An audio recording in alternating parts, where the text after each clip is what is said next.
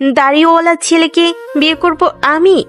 যে ছেলে স্মার্টনেস বোঝে না, মাথায় টুপি কাঁধ পর্যন্ত চুল, এ যুগের সাথে তাল মিলিয়ে চলতে পায় না।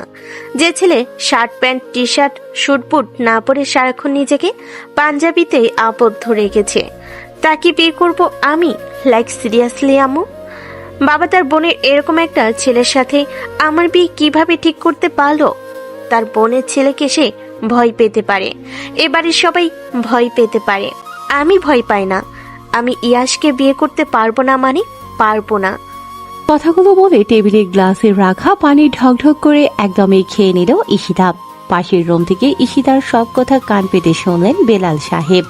ওনার মধ্যে মায়ের অতিরিক্ত ভালোবাসা পেয়ে মেয়েটা মাথায় চড়ে বসেছে। বেলাল সাহেব পাশের রুম থেকে এসে মেয়ের সামনে দাঁড়ালেন।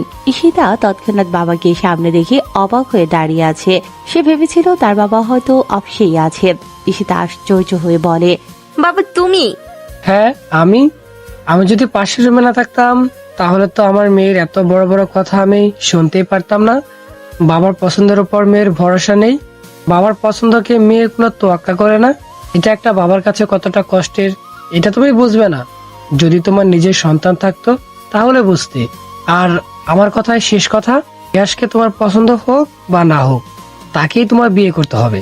বাবা আমি ইয়াশ ভাইকে বিয়ে করতে পারবো না, আমার সাথে ওনার যায় না, কোনোভাবেই যায় না। আর তাছাড়া দেশে তো ছেলেমেয়ের অভাব নেই যে মামাতো ফুফাতো বোনের মধ্যে বিয়ে দিতে হবে। তোমার সাহস দেখে আমি অবাক হয়ে যাচ্ছি সীতা। আই এম সরি বাবা, কিন্তু আমি ইয়াশ ভাইকে সত্যি বিয়ে করতে পারবো না। আমিও দেখবো বিয়ে তুমি কিভাবে আটকাও। কথাটা বলেই বেলাল সাহেব রুম থেকে বেরিয়ে গেলেন। মিসেস রমেলা এবং ঈশিতা চুপচাপ দাঁড়িয়ে রইল। এক পর্যায়ে ঈশিতা রাগ করে ব্যাগটা নিয়ে বেরিয়ে গেল। ঈশিতা এবার চতুর্থ বর্ষে পড়াশোনা করছে। ভার্সিটি খুব একটা দূরে না বিধায় বাড়ি থেকে যাতায়াত করে। পড়াশোনা যেহেতু প্রায় শেষের দিকে, তাই বেলাল সাহেব ঠিক করেছেন বোনের ছেলের সাথে মেয়ের বিয়ে দেবেন। কিন্তু ঈশিতা কোনোভাবেই ইয়াশকে বিয়ে করতে রাজি না, কারণ ইয়াশ রাজনীতির সাথে জড়িত। রাগী স্বভাবের কেমন একটা সেকেলে ভাব ও আছে তার মধ্যে, যা ঈশিতার পছন্দ না। ঈশিতা বেরিয়ে যায় হয়তো বন্ধুদের সাথে দেখা করে বিয়ে ভাঙার কোনো প্ল্যান করবে। মিসেস রমেলা মেয়ের এমন ব্যবহার দেখে কপাল চাপড়াচ্ছেন। তার অতিরিক্ত ভালোবাসায় মেয়ের অবস্থা এমন হয়েছে যা এখন ঠিক করারও নয়। ইয়াশ ছেলে হিসেবে খুব ভালো, সেটা তিনিও জানেন। তাই ঈশিতাকে যে কোনো মূল্যে রাজি করাতেই হবে বলে চিন্তা করেন। প্রিয়তা ব্যাগ গুছিয়ে হোস্টেল থেকে বের হয়েছে তার একমাত্র ফুপির বাসায় যাবে বলে। সেখানে তার প্রিয় মানুষটির দেখা মিলবে। অনেকদিন দেখা হয় না প্রিয় মানুষটির মায়ামাখা মুখটা। বাহিরে দাঁড়িয়ে দাঁড়িয়ে গাড়ির জন্য অপেক্ষা করছিল। সে এমন সময় ফোনটা বেজে ওঠে। ফোনটা ব্যাগ থেকে বের করে হাতে নিয়ে ফোনের স্ক্রিনের দিকে তাকিয়ে দেখে ইয়াশ কল দিয়েছে। ফোন স্ক্রিনে ইয়াশ নামটা দেখে প্রিয়তার মুখে হাসি ফুটে ওঠে। এক মুহূর্ত দেরি না করে কল রিসিভ করে। আসসালামু আলাইকুম ভাইয়া। ওয়ালাইকুম আসসালাম। আছিস কোথায় এখন? আমি এই যে আমার হোস্টেল থেকে বের হয়েছি, ফুপি কল দিয়েছিল বাসায় যাওয়ার জন্য। হ্যাঁ, মা আমাকে বলেছিল তোকে নিয়ে আসতে, কিন্তু আমার একটা ইমার্জেন্সি কল এসেছে, এক জায়গায় যেতে হচ্ছে। আমি কি তোকে নিয়ে আসতে কাউকে পাঠিয়ে দেব? না, কারো আসতে হবে না, আমি একটা রিক্সা নিয়ে চলে আসব। পারবি আসতে? হ্যাঁ, 10 মিনিটেরই তো রাস্তা, আমি পারবো আসতে, আপনি নিশ্চিন্তে থাকতে পারেন। ঠিক আছে, তাহলে সাবধানে আয়, আমার এখনই বের হতে হবে। রাখছি তাহলে। ঠিক আছে, আল্লাহ হাফেজ। আল্লাহ হাফেজ। প্রিয়তা আর কিছু না বলে কল কেটে দেয়। নিজেই একা একা কথা বলতে থাকে। এই লোকের ব্যস্ততা কখনো যাবে না, সারা দিন রাত এটা ওটা নিয়ে ব্যস্ত আছে তো আছেই। লোকটা কিভাবে এত ব্যস্ত থাকতে পারে সেটা আমার কিছুতেই বুঝতে পারে না। একটু এখান থেকে বাসা অবধি সাথে করে নিয়ে গেলে কি এমন ক্ষতি হতো? আবার নিজেই নিজের মনকে সান্ত্বনা দেয়, কারণ ইয়াসের তো আসার কথা ছিলই না। প্রিয়তা একটা রিক্সা ডেকে উঠে পুপির বাড়ি যাওয়ার উদ্দেশ্যে রওনা দেয়। প্রিয়তা এবার সম্মান প্রথম বর্ষে। গতকালই প্রথম বর্ষের ফাইনাল পরীক্ষা শেষ হলো। তার ফুপির বাসাও ভার্সিটি থেকে অল্প কিছু দূরের দূরত্ব। প্রথমে তার ফুপি নিজেই বলেছিল তার বাসায় থেকেই পড়াশোনা করতে, কিন্তু ইয়াশ নিজেই নিষেধ করেছে। বলেছে অবনী আর প্রিয়তা একসাথে থাকলে কারো পড়া হবে না ঠিক মতো। মাঝে মাঝে যেন ঘুরতে আসে, দুজন একসাথে সময় কাটাবে। ইয়াশ হয়তো প্রিয়তাকে মামাতো বোন হিসেবেই দেখে, কিন্তু প্রিয়তা মোটেও ইয়াশকে ফুফুতো ভাইয়ের নজরে দেখে না। ক্লাস 9-এই প্রায় প্রতিটা মেয়ে প্রথমবারের মতো প্রেমে পড়ে। প্রিয়তাও এর ভিন্ন হয়নি, সেও প্রথমবারের মতো ইয়াশের প্রেমে পড়েছিল। বয়স হিসেব করতে গেলে গোটা 10 বছরের বড় ইয়াশ প্রিয়তার থেকে। সে কতবার ভেবেছে ইয়াশকে তার মনের অনুভূতিগুলো একে একে সব বলে দেবে, কিন্তু তার সামনে গেলে সাহসে কুলিয়ে ওঠে না। আনমনের রিস্কায় বসে থাকে প্রিয়তা। রাজ্যের ভাবনা এসে ভর করে তার মাথায়, কবে বলে উঠতে পারবে সে তার অনুভূতিগুলো। ইয়াশ আলমারি থেকে লন্ড্রি করা সাদা রঙের পাঞ্জাবি পাজামা পরে, আদরে নিজেকে মুড়িয়ে ফোনটা হাতে নিয়ে বের হয় রুম থেকে। ইয়াশের মা মিসেস বেলা রান্নাঘরে কিছু একটা করছিলেন। ছেলের ভর দুপুরে বের হওয়া দেখে দৌড়ে দরজায় এসে দাঁড়ান। ওনা দিয়ে মুখের ঘাম মুছতে মুছতে বলেন, এখন আবার কোথায় যাচ্ছিস বাবা? মা, একটা জরুরি কল এসেছে, আমার এক্ষুনি যেতে হবে। আমি যে এত কিছু রান্না করলাম, তার কি হবে? আমি সন্ধ্যার আগেই ফিরে আসবো মা, চিন্তা করো না। কি জরুরি দরকার শুনি? প্রিয়কে যে নিয়ে আসতে বললাম, তার কি হলো? ওকে কল দিয়েছিলাম, রওনা দিয়েছে, চলে আসবে হয়তো এখনই। মেয়েটা এতদিন পর আসছে, তোকে বললাম নিয়ে আসতে, আর তুই কিনা একাই আসতে বললি। না মা, আমি বলেছিলাম কাউকে পাঠাবো কিনা, কিন্তু ও বলল একাই আসতে পারবে। এখন আর কথা বলতে পারবো না, আমার দেরি হয়ে যাচ্ছে মা, এখন আসছি। আল্লাহ হাফেজ, আসসালামু আলাইকুম। ওয়ালাইকুম আসসালাম। ছেলে চলে গেলে তবুও সেই দরজার দিকেই তাকিয়ে থাকেন। ছেলেটা সারাদিন এত তাড়াহুড়োতে থাকে, আবার রান্নাঘরে গিয়ে রান্নায় মন দেন তিনি। মেয়েটা এসে খেতে চাইবে, তাই রান্নাটা তাড়াতাড়ি শেষ করতে হবে। সিঁড়ি দিয়ে নামার সময় বোরখা নিকাবে কাউকে দেখে একপাশে দাঁড়িয়ে যায় ইয়াশ। মেয়েটিও ইয়াশকে দেখে দাঁড়িয়ে যায়। আসসালামু আলাইকুম ভাইয়া।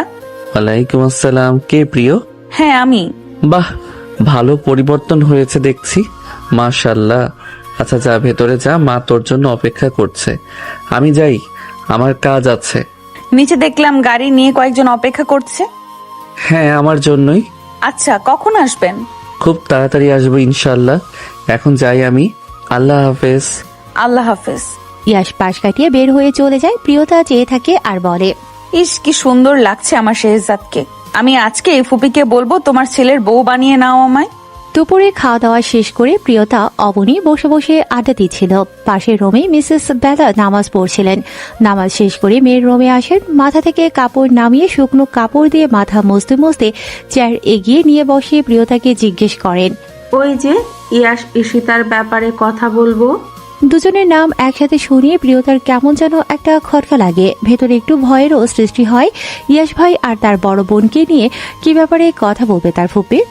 বুঝলাম না ফুপি, ইয়াশ ভাইয়া ঋষিতা আপুকে নিয়ে কথা বলবে মানে? অবনী তার মাকে কিছু বলার সুযোগ না দিয়ে বলে, ঈশিতা আপু আর ভাইয়ার বিয়ের কথা আম্মু তো কালকেই মামাকে জানিয়েছে, মামাও রাজি। হ্যাঁ রে মা, আমার অনেক দিনের ইচ্ছা ছিল ঈশিতাকে আমার ঘরের বউ করে নিয়ে আসব, আর সে কথা আমি তোর বাবাকে গত রাতেই জানিয়েছি। তোর বাবাও সম্মতি জানিয়েছে আমাকে, তাই আমরা চাচ্ছিলাম এই সপ্তাহের মধ্যেই ঘরোয়াভাবে ঈশিতা আর ইয়াশের বিয়ে দিয়ে দিতে। কই, আমাকে বাবা তো কিছু বলেনি। সকালেও তো কল দিয়েছিল বাড়িতে, কেউ কিছু বললো না তো। হয়তো খেয়াল নেই। আচ্ছা বাদ দে সব, তুই তোর বাবার নাম্বারে কল দে, আমি একটু কথা বলি। মিসেস বেলার কথা শুনে প্রিয়তার যেন চারপাশে অন্ধকার হয়ে আসে। কি সব শুনছে সে? তার প্রিয় মানুষের বিয়ে কিনা তারই বড় বোনের সাথে? এটা কিভাবে সম্ভব? তার এত বছরের ভালোবাসা, অনুভূতি সব কি তবে বৃথা যাবে? প্রিয়তা কল লিস্ট থেকে বাবার নাম্বার বের করে ফুপির হাতে ধরিয়ে দেয়। কি রে, কল দিয়ে দিবি না তাহলে? ও হ্যাঁ। প্রিয়তা আবার ফোনটা নিয়ে বাবার নম্বরে কল দেয়। রিং হলে ফোনটা মিসেস বেলার হাতে ধরিয়ে দেয়। প্রিয়তা মাথা নিচু করে বসে আছে। প্রিয় মানুষকে দেখার উছিলায় এসেছিল সে। ভেবেছিল কয়েকদিন থাকবে আর ইয়াশকে সময় সুযোগ বুঝে বলে দেবে যে সে তাকে ভালোবাসে, কিন্তু এখন যা শুনছে তাতে নিজের সুখ দুঃখ জলাঞ্জলি দিতে হবে। ফোন রিং হওয়ার সাথে সাথে বেলাল সাহেব কল রিসিভ করেন। মিসেস বেলা খুব উৎসাহের সাথে সালাম দেন। আসসালামু আলাইকুম ভাই। ওয়ালাইকুম সালাম। কেমন আছিস বোন? জি ভাইয়া, ভালো আছি। আপনি কেমন আছেন? আর ভাবি কেমন আছেন? হ্যাঁ, বাসার সবাই ভালো আছে। প্রিয়তা তোদের ওখানে গেছে? না মানে ওর ফোন নাম্বার যে এটা? হ্যাঁ ভাই, কিছুক্ষণ আগেই এসেছি। রাতে ওই ব্যাপারটায় কথা বলার জন্য আবার ফোন দিয়েছিলাম। তুই একদম চিন্তা করিস না, মেয়েটাও বড় হয়ে গেছে আর আমিও চাচ্ছি খুব তাড়াতাড়ি বিয়ে দেওয়ার জন্য। ইয়াসের মতো ভালো ছেলে তো আর হয়ই না। যাক আলহামদুলিল্লাহ। ঈশিতার কি খবর? তোর তো নারাজি হওয়ার কিছু নেই, তোর এসব নিয়ে একদম চিন্তা করতে হবে না। সব ব্যাপারগুলো আমি দেখে নেব, তুই শুধু বল। তাদের দুজনের আলাদা আলাদা হাতগুলো আমরা কবে একসাথে করে দেব? ভাই, আমি ভাবছিলাম যে ওদের দুজনের বিয়ে এই সপ্তাহের মধ্যেই দিয়ে দিলে হয় না? তুমি তো জানোই ইয়াশ কেমন, ও কোনোভাবেই বিয়ের অনুষ্ঠান করতে দেবে না। ও তো এখন বিয়েই করতে চাইছিল না, কিন্তু ওর বয়সী ছেলেদের 2-1টা করে বাচ্চা হয়ে গেছে, অথচ সে বিয়েই করতে চায় না। অনেক কষ্টে রাজি করিয়েছি। আমি জানি আমার ছেলের আলাদা কোনো পছন্দ নেই, তবুও জিজ্ঞেস করেছিলাম তার কোনো পছন্দ আছে কিনা। সে বলেছে তার কোনো পছন্দ নেই, আমরা যা করব তাতেই সে রাজি। অনেকদিন হলো আমাদের বাড়িতে আসা হয় না তো তোদের, এসে ঘুরে যা আর ঈশিতাকেও দেখে যা। নিজেদের মেয়েকে আবার দেখার কি আছে বলো তো?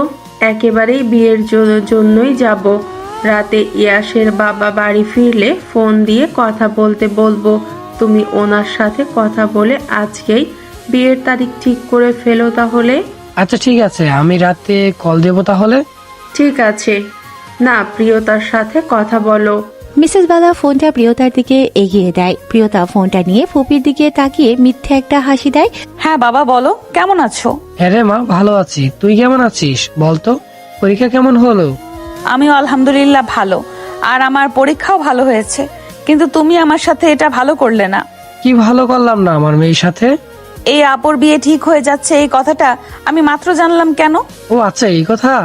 তোর ফুপি তো রাতে বলেছে আমাকে, তখন তো তুই হয়তো ঘুমাচ্ছিলি, তাই আর বলিনি। সকালে যে কথা হলো। একটুও মনে নেই রে মা। তুই বাসায় আসবি কখন? বাসায় এলে সব বলবো। আর বলতে হবে না, থাক। রাগ করে না মা, আগামীকালে চলে আয়। বাবার মেয়ের অনেক কথা আছে তো। এইভাবে ভুলিয়ে ভালিয়ে পরিস্থিতি সামলাও তুমি সব সময়। তোর বাবা বলে কথা। হ্যাঁ হ্যাঁ, বুঝেছি বুঝেছি। আচ্ছা মা, এখন রাখছি, পরে কল দেবো। ঠিক আছে। প্রিয়তা ফোন রেখে দেয়। মিসেস বেলাও চলে যান রুম থেকে। অবনী ফোন ঘাটাঘাটি করতে ব্যস্ত, সেই সুযোগে প্রিয়তা রুম থেকে বেরিয়ে ওয়াশরুমে চলে যায়। আয়নার সামনে দাঁড়িয়ে কিছুক্ষণ চোখ বন্ধ করে থাকে। হঠাৎ করে পাওয়া এতটা বিষণ্ণতা হয়তো জোরে চিৎকার করে কান্না করে উদযাপন করতে হতো, কিন্তু সে উপায়ও তো নেই। এক জায়গায় দাঁড়িয়ে অধৈর্য হয়ে কান্না করতে থাকে প্রিয়তা। আজ যেন তার কান্নারই দিন। সবকিছু উপেক্ষা করে তাকে হারানোর কান্না কাঁদতে হবে। রাতে চা বানিয়ে সবাইকে দিতে দিয়ে প্রিয়তা 1 কাপ চা ইয়াসের জন্য নিয়ে যায় তার রুমে। ইয়াস ল্যাপটপে কিছু একটা করছিল। প্রিয়তা চা রেখে বাইরে যাওয়ার উদ্দেশ্যে পা বাড়ায়। কারো রুমে প্রবেশের আগে অনুমতি নিয়ে প্রবেশ করতে হয়। ইয়াসের কথা শুনে দাঁড়িয়ে যায় প্রিয়তা। একেই তো মন খারাপের জন্মদিন, তার উপর প্রিয় মানুষের এমন কথা। সব মিলিয়ে যেন অন্ধকার নেমে আসে প্রিয়তার জীবনে। প্রিয়তার কথা বাড়াতেই ইচ্ছে করছিল না, কেমন যেন অভিমান হচ্ছিল ইয়াসের উপর। সে কি কিছুই বোঝেনি এতদিনে তার ব্যবহারে? এখন যেহেতু নিজের বোনের সাথে বিয়ের কথা চলছে, এখানে নিজের বিষয়ে কথা বলা স্বার্থপরের পরিচয় দেয়া সমান কথা। তাই আর কথা বাড়াবে না বলে ঠিক করে। আজকে থেকে যেন এই পুরুষটি তার জন্য একেবারে নিষিদ্ধ হয়ে গেল। কি হলো, কিছু না বলে দাঁড়িয়ে আছিস কেন? পুরুষ মানুষের রুমে একা ঢুকতে নেই, জানিস না? সরি। প্রিয়তার সব মেনে নেওয়া সামান্য সরিতে অবাক হয়ে যায় ইয়াস। ল্যাপটপ থেকে এবার চোখ উঠিয়ে তাকে দেখে নেয়। বিষণ্ণতা ভর করেছে সেটা স্পষ্ট, আবার কাজে মন দেয় সে। পর্দা কাউকে দেখানোর জন্য না করে আল্লাহকে ভয় করে করবি। তোর বোনের সাথে আমার বিয়ে হতে যাচ্ছে, তাকে না হয় আমি ঠিক করে নেব, কিন্তু তুই? আমার বিষয়ে আপনাকে ভাবতে হবে না। বিয়েটা হয়ে নিক, তারপর আমি একটা ভালো ছেলে খুঁজে তোরও বিয়ে দেব। মেয়েদের বেশি দিন ঘরে রাখতে নেই। নিজের বোনকে রেখেছেন কেন? অবনীকে বিয়ে দেন, আমার ব্যাপারে আপনার ভাবতে হবে না। দুজনকে নিয়ে ভাববো, বিয়েটা হতে দে আগে। খুব লাফিয়ে লাফিয়ে বিয়ে করতে যাচ্ছেন দেখছি। যাব না, বিয়ে তো একবারই করব। আমি আসছি। প্রিয়তা জানে ইয়াসের কোনো কথাই এখন সে মেনে নিতে পারবে না। সব কথাই তার রাগ হয়ে যাবে। সবচেয়ে ভালো হয় সে এখান থেকে আর ইয়াসের সামনেই যাবে না। মা, প্রিয়তাকে বাসায় পাঠিয়ে দাও। ইয়াশ আর মিসেস বেলা কথা বলছিলেন। ইয়াশের এমন কথা শুনে বাহিরে দাঁড়িয়ে যায় প্রিয়তা। সে সকাল সকাল তার ফুপিকে এই কথাটা বলতেই যাচ্ছিল যে সে আজকেই বাড়ি ফিরে যাবে, আর বলতে এসে শুনল ইয়াশ নিজেই তার মাকে এই কথাটা বলছে। প্রিয়তা বাহিরে দাঁড়িয়ে যায়। কেন, কি হয়েছে? মেয়েটা এসেছে কয়েকদিন থাকবে বলে। ও এখন বড় হয়ে গেছে, এভাবে অন্য বাড়িতে থাকা কেমন দেখায় না? নিজের ফুপুর বাড়িতে আছে, অন্য কোনো বাড়ি না তো। মা, বাসার বাহিরের কেউ থাকলে আমি স্বাভাবিকভাবে থাকতে পারি না বাসায়। যতক্ষণ বাসায় থাকবো একটু ভালোভাবে না থাকলে পারে কেমন লাগে বলো? তোর রুম তো এক পাশে, ওই দিকে কেউ যায় না, তোকে বিরক্তও করে না তাহলে? কিছু না, থাক, বাদ দাও। শোন, তোর মামা রাতে তোর বাবাকে কল দিয়েছিল। বাবা কল দিয়েছিল শুনে আর একটু ভালো করে শুনতে চাই প্রিয়তা। কি বলেছে তার বাবা? সত্যি কি বিয়ের তারিখ ঠিক হয়ে গেল? ভালোবাসা প্রকাশের সুযোগটাই হলো না তার। প্রিয়তা মন শক্ত করে নেয়, ইয়াশকে গন্তব্য ভাবা বন্ধ করে দিতে হবে।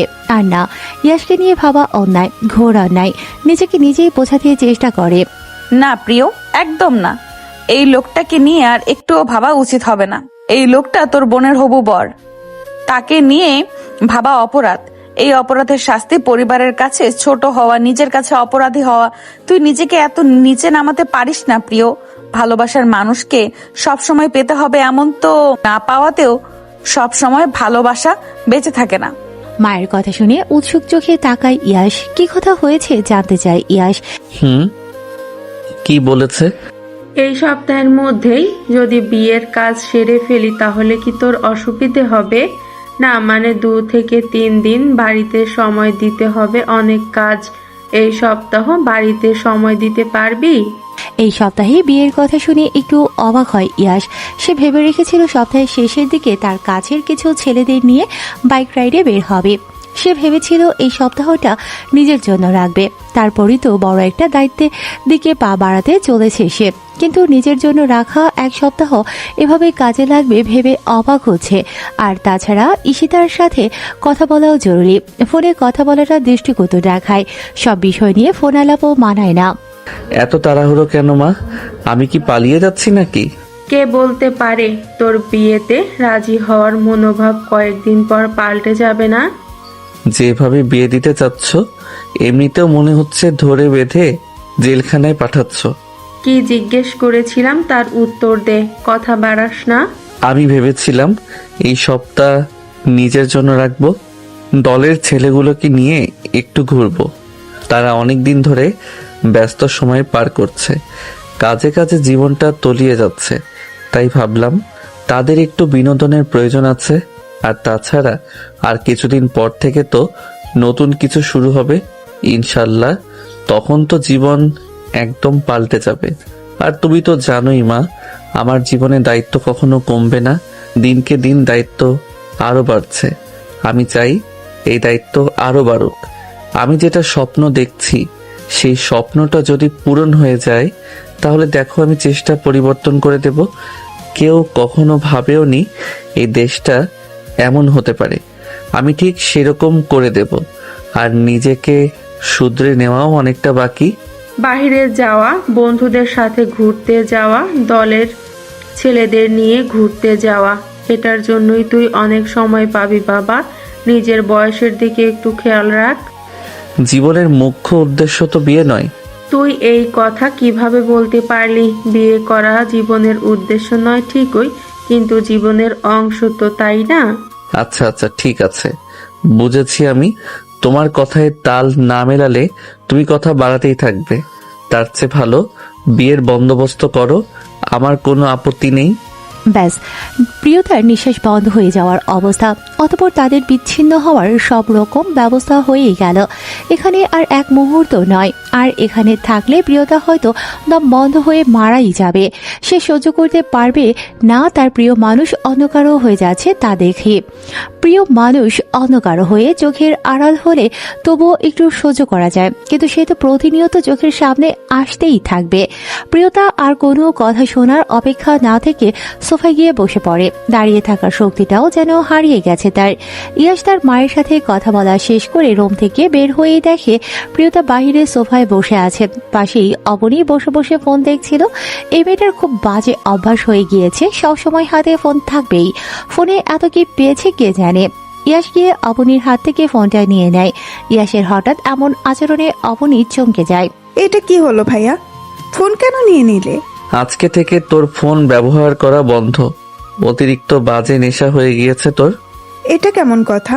পরীক্ষা শেষ, বাসায় এমনি এমনি কি করব বসে বসে? আমার বুকসেল ভর্তি বই আছে কি করতে? ওখানে নিম্নেও 400-500 বই আছে, ওগুলো পড়তে পারিস না? ভাইয়া, সবার সবকিছুর প্রতি নেশা থাকে না, সবকিছুর প্রতি ভালোবাসাও থাকে না। আমার বই পড়তে ইচ্ছে করে না, আমি বই পড়বো না। দাও, ফোন দাও। বই পড়তে ইচ্ছে করে না তো কি ইচ্ছে করে? সারাদিন ফোন নিয়ে বসে থাকতে ইচ্ছে করে? হ্যাঁ, ইচ্ছে করে। আমি তো তোমার মতো সব সময় বাইরে থাকি না যে আমার সময় এমনিতেই পার হয়ে যাবে।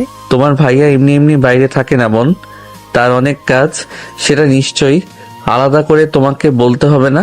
বুঝেছি বুঝেছি, আপনার অনেক কাজ। এবার আমার ফোনটা দিন। প্রিয়তা চুপ করে দুই ভাই বোনের কথা শুনছিল। প্রিয়তা নিজেও একটু উশৃঙ্খল টাইপের, তবে ইয়াশ কখনো তাকে কোনো বিষয় নিয়ে কিছু বলেনি। শুধু একদিন এ বাসায় এসে টি শার্ট পরে থাকায় অপমান করেছিল। তারপর থেকে প্রিয়তা ইয়াশকে দেখানোর জন্য হলেও ফুপির বাসায় আসলে মাথায় কাপড় দিয়ে থাকে, বাহিরে গেলে বোরকা পরে যায়। সে অন্য সময় এটা করে না। আমার সামনে যদি কোনোদিন আমি তোকে ফোন টিপতে দেখেছি, তাহলে ওই দিনই তোর ফোনের জান শেষ হয়ে যাবে। মনে থাকবে। এবার দাও, আমাকে ফোন দাও। ইয়াশও অবনীকে ফোনটা দিয়ে চলে যাবে এমন সময় প্রিয়তা পেছন থেকে ডাক দেয়। ইয়াশ আর সামনের দিকে পা না বাড়িয়ে পেছনের দিকে তাকায়। হ্যাঁ বল, কোনো দরকার? আসলে ভাইয়া, আমি বাড়ি যেতে চাচ্ছিলাম। কে?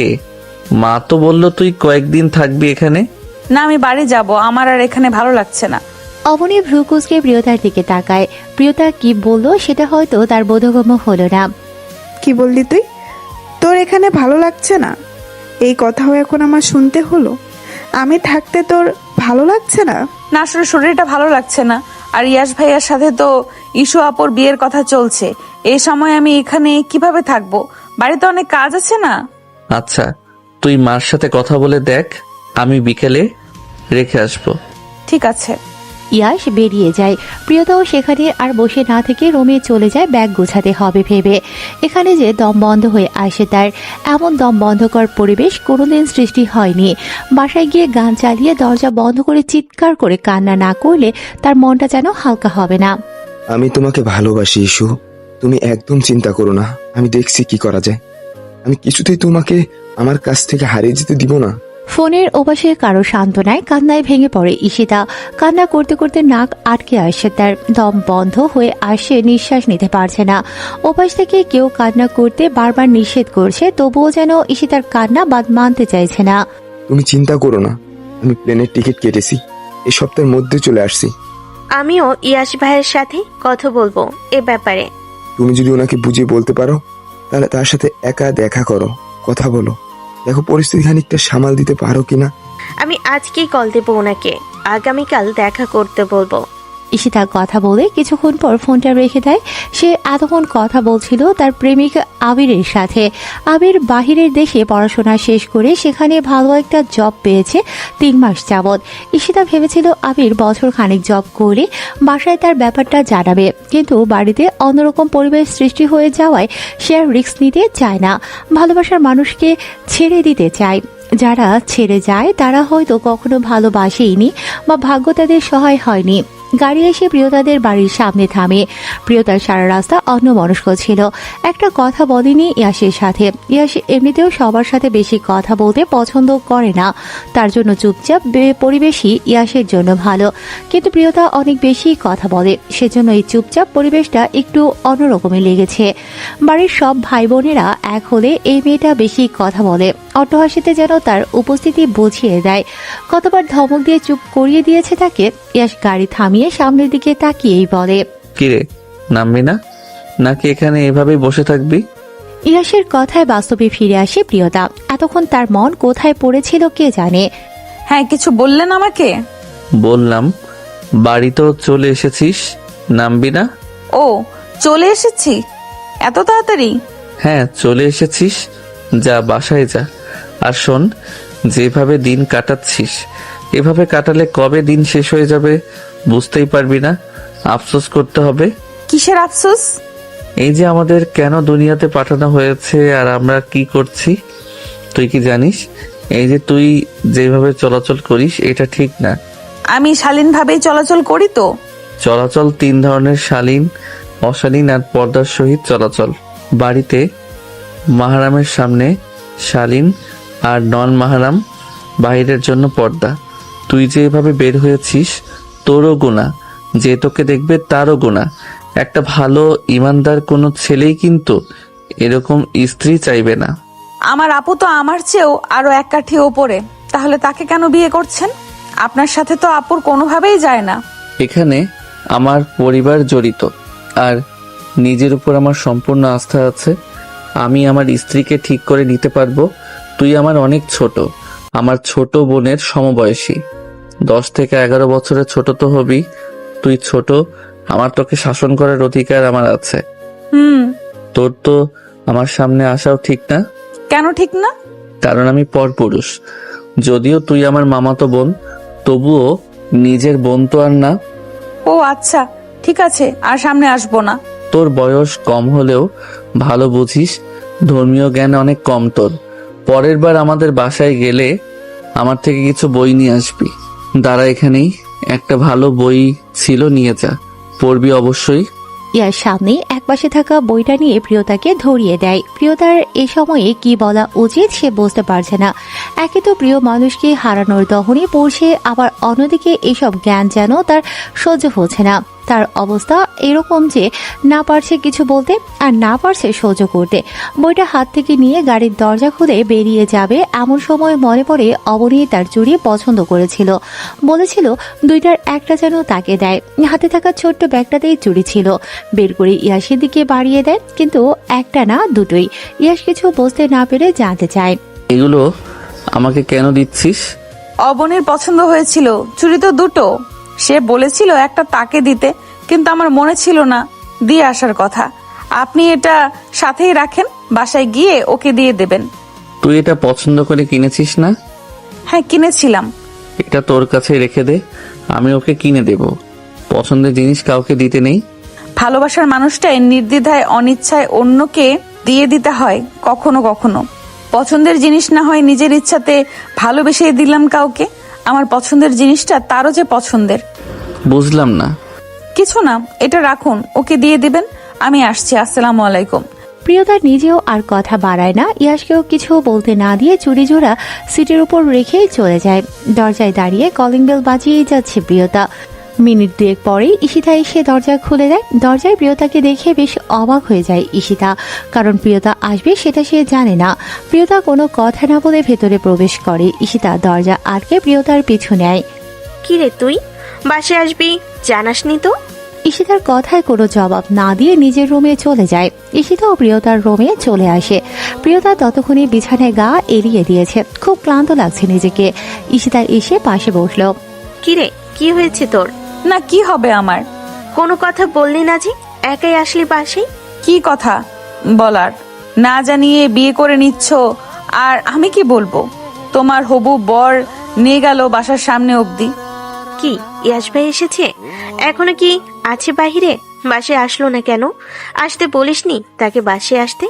না, বলিনি। বিয়ের দিনই আসুক একেবারে। আজব মানুষ তুই প্রিয়, ওনার সাথে আমার প্রয়োজনীয় কথা আছে। সেটা আমাকে না বলে তাকে বলো। উনি কি চলে গেছেন? দেখো গিয়ে, চলে গেছে নাকি তার হবু বউ তাকে দেখতে বের হবে বলে বাহিরে অপেক্ষা করছে কে জানে। ঈশিতা প্রিয়তার কথা কানে না নিয়ে তাড়াতাড়ি বেরিয়ে যায় রুম থেকে। যদি ইয়াস কোনোভাবে বাহিরে থাকে তাহলে তো মেঘ না যাইতেই জলের ব্যবস্থা হয়ে যাবে। ঈশিতার এমন তাড়াতাড়ি চলে যাওয়া দেখে প্রিয়তা আবারও ভেঙে পড়ে। তার মানে ওদিকেও ইয়াস রাজি, এদিকে তার বোনও রাজি, মাঝখানে শুধু সে একা একা কষ্ট পাচ্ছে। প্রিয়তা গিয়ে রুমের দরজা আটকে দেয়। ওয়াশরুমে গিয়ে আয়নার সামনে দাঁড়ায়। সে নিজেই নিজেকে গতকাল থেকে একবারও আয়নায় দেখেনি। মুখের অবস্থা কেমন পরিবর্তন হয়ে গেছে। ইয়াসের কথা মনে পড়তেই যেন বুকে ব্যথা করে ওঠে তার। চিৎকার করে কান্না করতে থাকে। আজকে প্রিয় মানুষ না হলেও চিৎকার করে কান্না করাটা তার হক। সবাই চিৎকার করে কান্না করতে পারে না, নিজেকে হালকা করতে পারে না। কান্না করতে না পারলে যে বুক ভারী হয়ে অতলে গভীরে তলিয়ে যাওয়ার আশঙ্কা থাকে। ঈশিতা তাড়াহুড়ো করে বাড়ির বাইরে চলে আসে ইয়াসের সাথে দেখা করার জন্য, কিন্তু ইয়াস ততক্ষণে চলে গিয়েছে।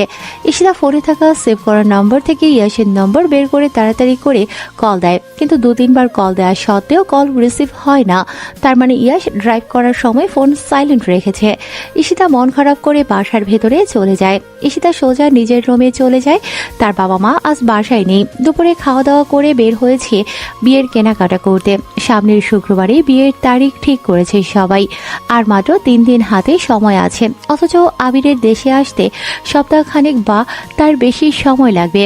এই পরিস্থিতিতে ইয়াসের সাথে কথা বলা ছাড়া উপায় নেই, কারণ সেদিন ওরকম করে কথা বলায় তার বাবা একদম বেঁকে বসেছে, তার কোনো কথাই শুনছে না। ঈশিতার যেন দম বন্ধ হয়ে আসে। ইয়াসের সাথে যত তাড়াতাড়ি সম্ভব কথা বলতে হবে। ইয়াসই একমাত্র ব্যক্তি যে কিনা সমস্যার সমাধান করতে পারবে। ঈশিতা বসে বসে ইয়াসের ফোনের অপেক্ষা করতে থাকে। ইয়াস ফোন দিলে সে দেখা করার কথা বলবে বলে ভেবে রাখে। ফোনটা পাশে রেখে বারবার তাকিয়ে দেখছে, কিন্তু ফলাফল শূন্য। প্রিয়তা ফ্রেশ হয়ে এসে খাটের উপর বসে পড়ে। কি করবে কিছু বুঝতে পারছে না। বাসায় কেউ নেই, পুরো ফাঁকা ফাঁকা লাগছে। দুপুরে সে ও বাড়ি থেকে খেয়েও আসতে পারেনি। গলা দিয়ে যেন খাবার নামা বন্ধ করে দিয়েছে। প্রচন্ড খিদে পেয়েছে তার, কিন্তু খেতে ইচ্ছে করছে না। বিছানার বালিশের দিকে চোখ গেলেই দেখে বইটা হাতে নেই সে। বইটা নেড়েচেড়ে দেখে, হ্যাঁ এই বইটাই তো ইয়াস তখন তাকে হাতে ধরিয়ে দিয়েছিল। বইয়ের নাম চোখে দেখা কবরের আযাব। এখন তার ফোন ঘাটাঘাটিও করতে ইচ্ছে করছে না। তার চেয়ে ভালো সে প্রিয়জনের বইটা পড়ুক। প্রিয়তা বালিশ উঁচু করে পেছনে হেলান দিয়ে বইটা পড়া শুরু করে। একটা একটা করে ঘটনা পড়ছে, আর একবার করে বই বন্ধ করে কি যেন ভাবছে। তারপর আবার বই খুলে পড়া শুরু করছে। এভাবে বিকেল থেকে সন্ধ্যা পর্যন্ত বইটা পড়তে থাকে। তার আগ্রহ যেন বেড়েই চলেছে। আর কি কি বিষয় লেখা আছে বইটায়, এতক্ষণে যেন সে বইটার ভেতরে ঢুকে গিয়েছে। অর্ধেকের বেশি প্রায় শেষ করে ফেলেছে সে। দরজায় মায়ের গলা শুনিয়ে বইটা বন্ধ রেখে দরজা খুলে দেয় প্রিয়তা। মাকে অনেকদিন পর দেখে জড়িয়ে ধরে সে। কিছুক্ষণ পর উভয়ে নিজেদের ছাড়িয়ে নেয়। না জানিয়ে চলে আসলি যে? ভাবলাম তোমরা আমাকে না জানিয়ে আপুর বিয়ে ঠিক করে যেভাবে সারপ্রাইজ দিয়েছো, ঠিক সেরকম আমিও তোমাদের না জানিয়ে চলে এসে সারপ্রাইজ দেই। হ্যাঁ বুঝেছি, এখন বল কি করছিলি? ইয়াস ভাই একটা বই কিনে দিয়েছে পড়ার জন্য, ওইটাই পড়ছিলাম। কি বই? প্রেমের বই দিয়েছে, প্রেমিককে সুন্দর সুন্দর কথা বলা শিখতে। আবার মজা? মজা করলাম, সুন্দর একটা বই দিয়েছে। আমি পড়ে তোমাকেও দেব, পড়ে দেখিও। আচ্ছা ঠিক আছে। কোথায় গিয়েছিলে তোমরা? আমি আর তোর বাবা ঈশিতার জন্য কিছু কেনাকাটা করতে গিয়েছিলাম। মনে শান্তি না থাকলে কি আর ভালো লাগে? রাতে আবার যেতে হবে, কাজ হয়নি। আপুর বিয়ে আর 2-3 দিন পর, শান্তি নেই কেন মনে? ঈশিতার বিয়েতে রাজি না। কি? হ্যাঁ, সে আগে কখনো বলেনি যে সে কারোর সাথে সম্পর্ক ছিল। এখন সে আমাকে বলছে বিয়ে কিছুতেই করবে না। সে নাকি অন্য কাউকে পছন্দ করে। 2 সপ্তাহ সময় যাচ্ছে, ছেলে দেশে নেই। আমি তোর বাবাকে বলার সাহসই পাচ্ছি না। মিসেস রমেলার কথা শুনে এক মুহূর্তের মধ্যে প্রিয়তার মুখে হাসি ফুটতে যায়। খুশিতে প্রিয়তার মুখটা চিকচিক করছে। মা যেন কিছু বুঝতে না পারে, তাই তৎক্ষণাৎ মুখটা কালো করে ফেলে প্রিয়তা। প্রিয়তা মুখ মলিন করে তার মায়ের দিকে তাকায়। কি বলছো মা? ইস্যু আপু কাউকে পছন্দ করে, এটা তো আমাদের কাউকে কখনো বলেনি। তুমি কি জানতে এ ব্যাপারে কিছু?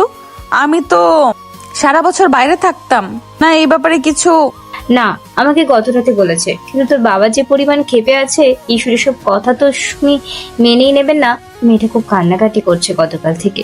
কি যে করব কিছুই বুঝে উঠতে পারছি না। আমু, তোমার কিন্তু বাবার জিদ দেখার আগে তোমার মেয়ের ইচ্ছা পূরণ করা উচিত। তুমি বাবাকে বোঝাও, আপু যাকে পছন্দ করে সেও নিশ্চয়ই ভালো ছেলে। ভালো ছেলে না হলে আপু কেন তাকে পছন্দ করতে যাবে? তাকে পাওয়ার জন্য কান্নাকাটি করবে। আর আপু যেরকম মানুষ, তার কথা মতো কিছু না হলে বাসায় যা পরিবেশের সৃষ্টি করে। আর এখন তো বিয়ে নিয়ে কথা হচ্ছে, সারা জীবনের ব্যাপার। আমার মনে হয় আপুর পাশে তোমার থাকা উচিত। আমি আপুর সাথে কথা বলছি, বাবার সাথেও কথা বলবো প্রয়োজনে। মেয়ের যা মাথা গরম, আমি তো ভয়েই আছি। এদিকে তোর বাবাকে ঈশিতা আমি পড়েছি মহাবিপদে। আচ্ছা তুমি চিন্তা করো না, আমি আপুর সাথে কথা বলি। ফুপির বাড়ি থেকে আসার পর একটু অসুস্থ অসুস্থ লাগছিল জন্য শুয়েছিলাম ফ্রেশ হয়ে। আর ইয়াশ ভাইয়া যে বইটা দিয়েছে এত ভালো, ছেড়ে উঠতেই ইচ্ছে করছিল না। তুই ভরসা, তোর কথা তোর বাবা শোনে, একটু বলিস তোর বাবাকে। আমি তো ঈশ্বর কান্না দেখতে পাচ্ছি না রে মা। আল্লাহ আল্লাহ করে তোর বাবা মেনে গেলেই হয়। ইয়াস ভালো ছেলে জানি, কিন্তু ওর মনের বিরুদ্ধে গিয়ে বিয়ে দেওয়া তো উচিত হবে না। আচ্ছা মা, তুমি যাও, ফ্রেশ হয়ে নাও, বিশ্রাম নাও। আমি গিয়ে আপুর সাথে দেখা করি, তারপর সময় বুঝে বাবার সাথে কথা বলবো।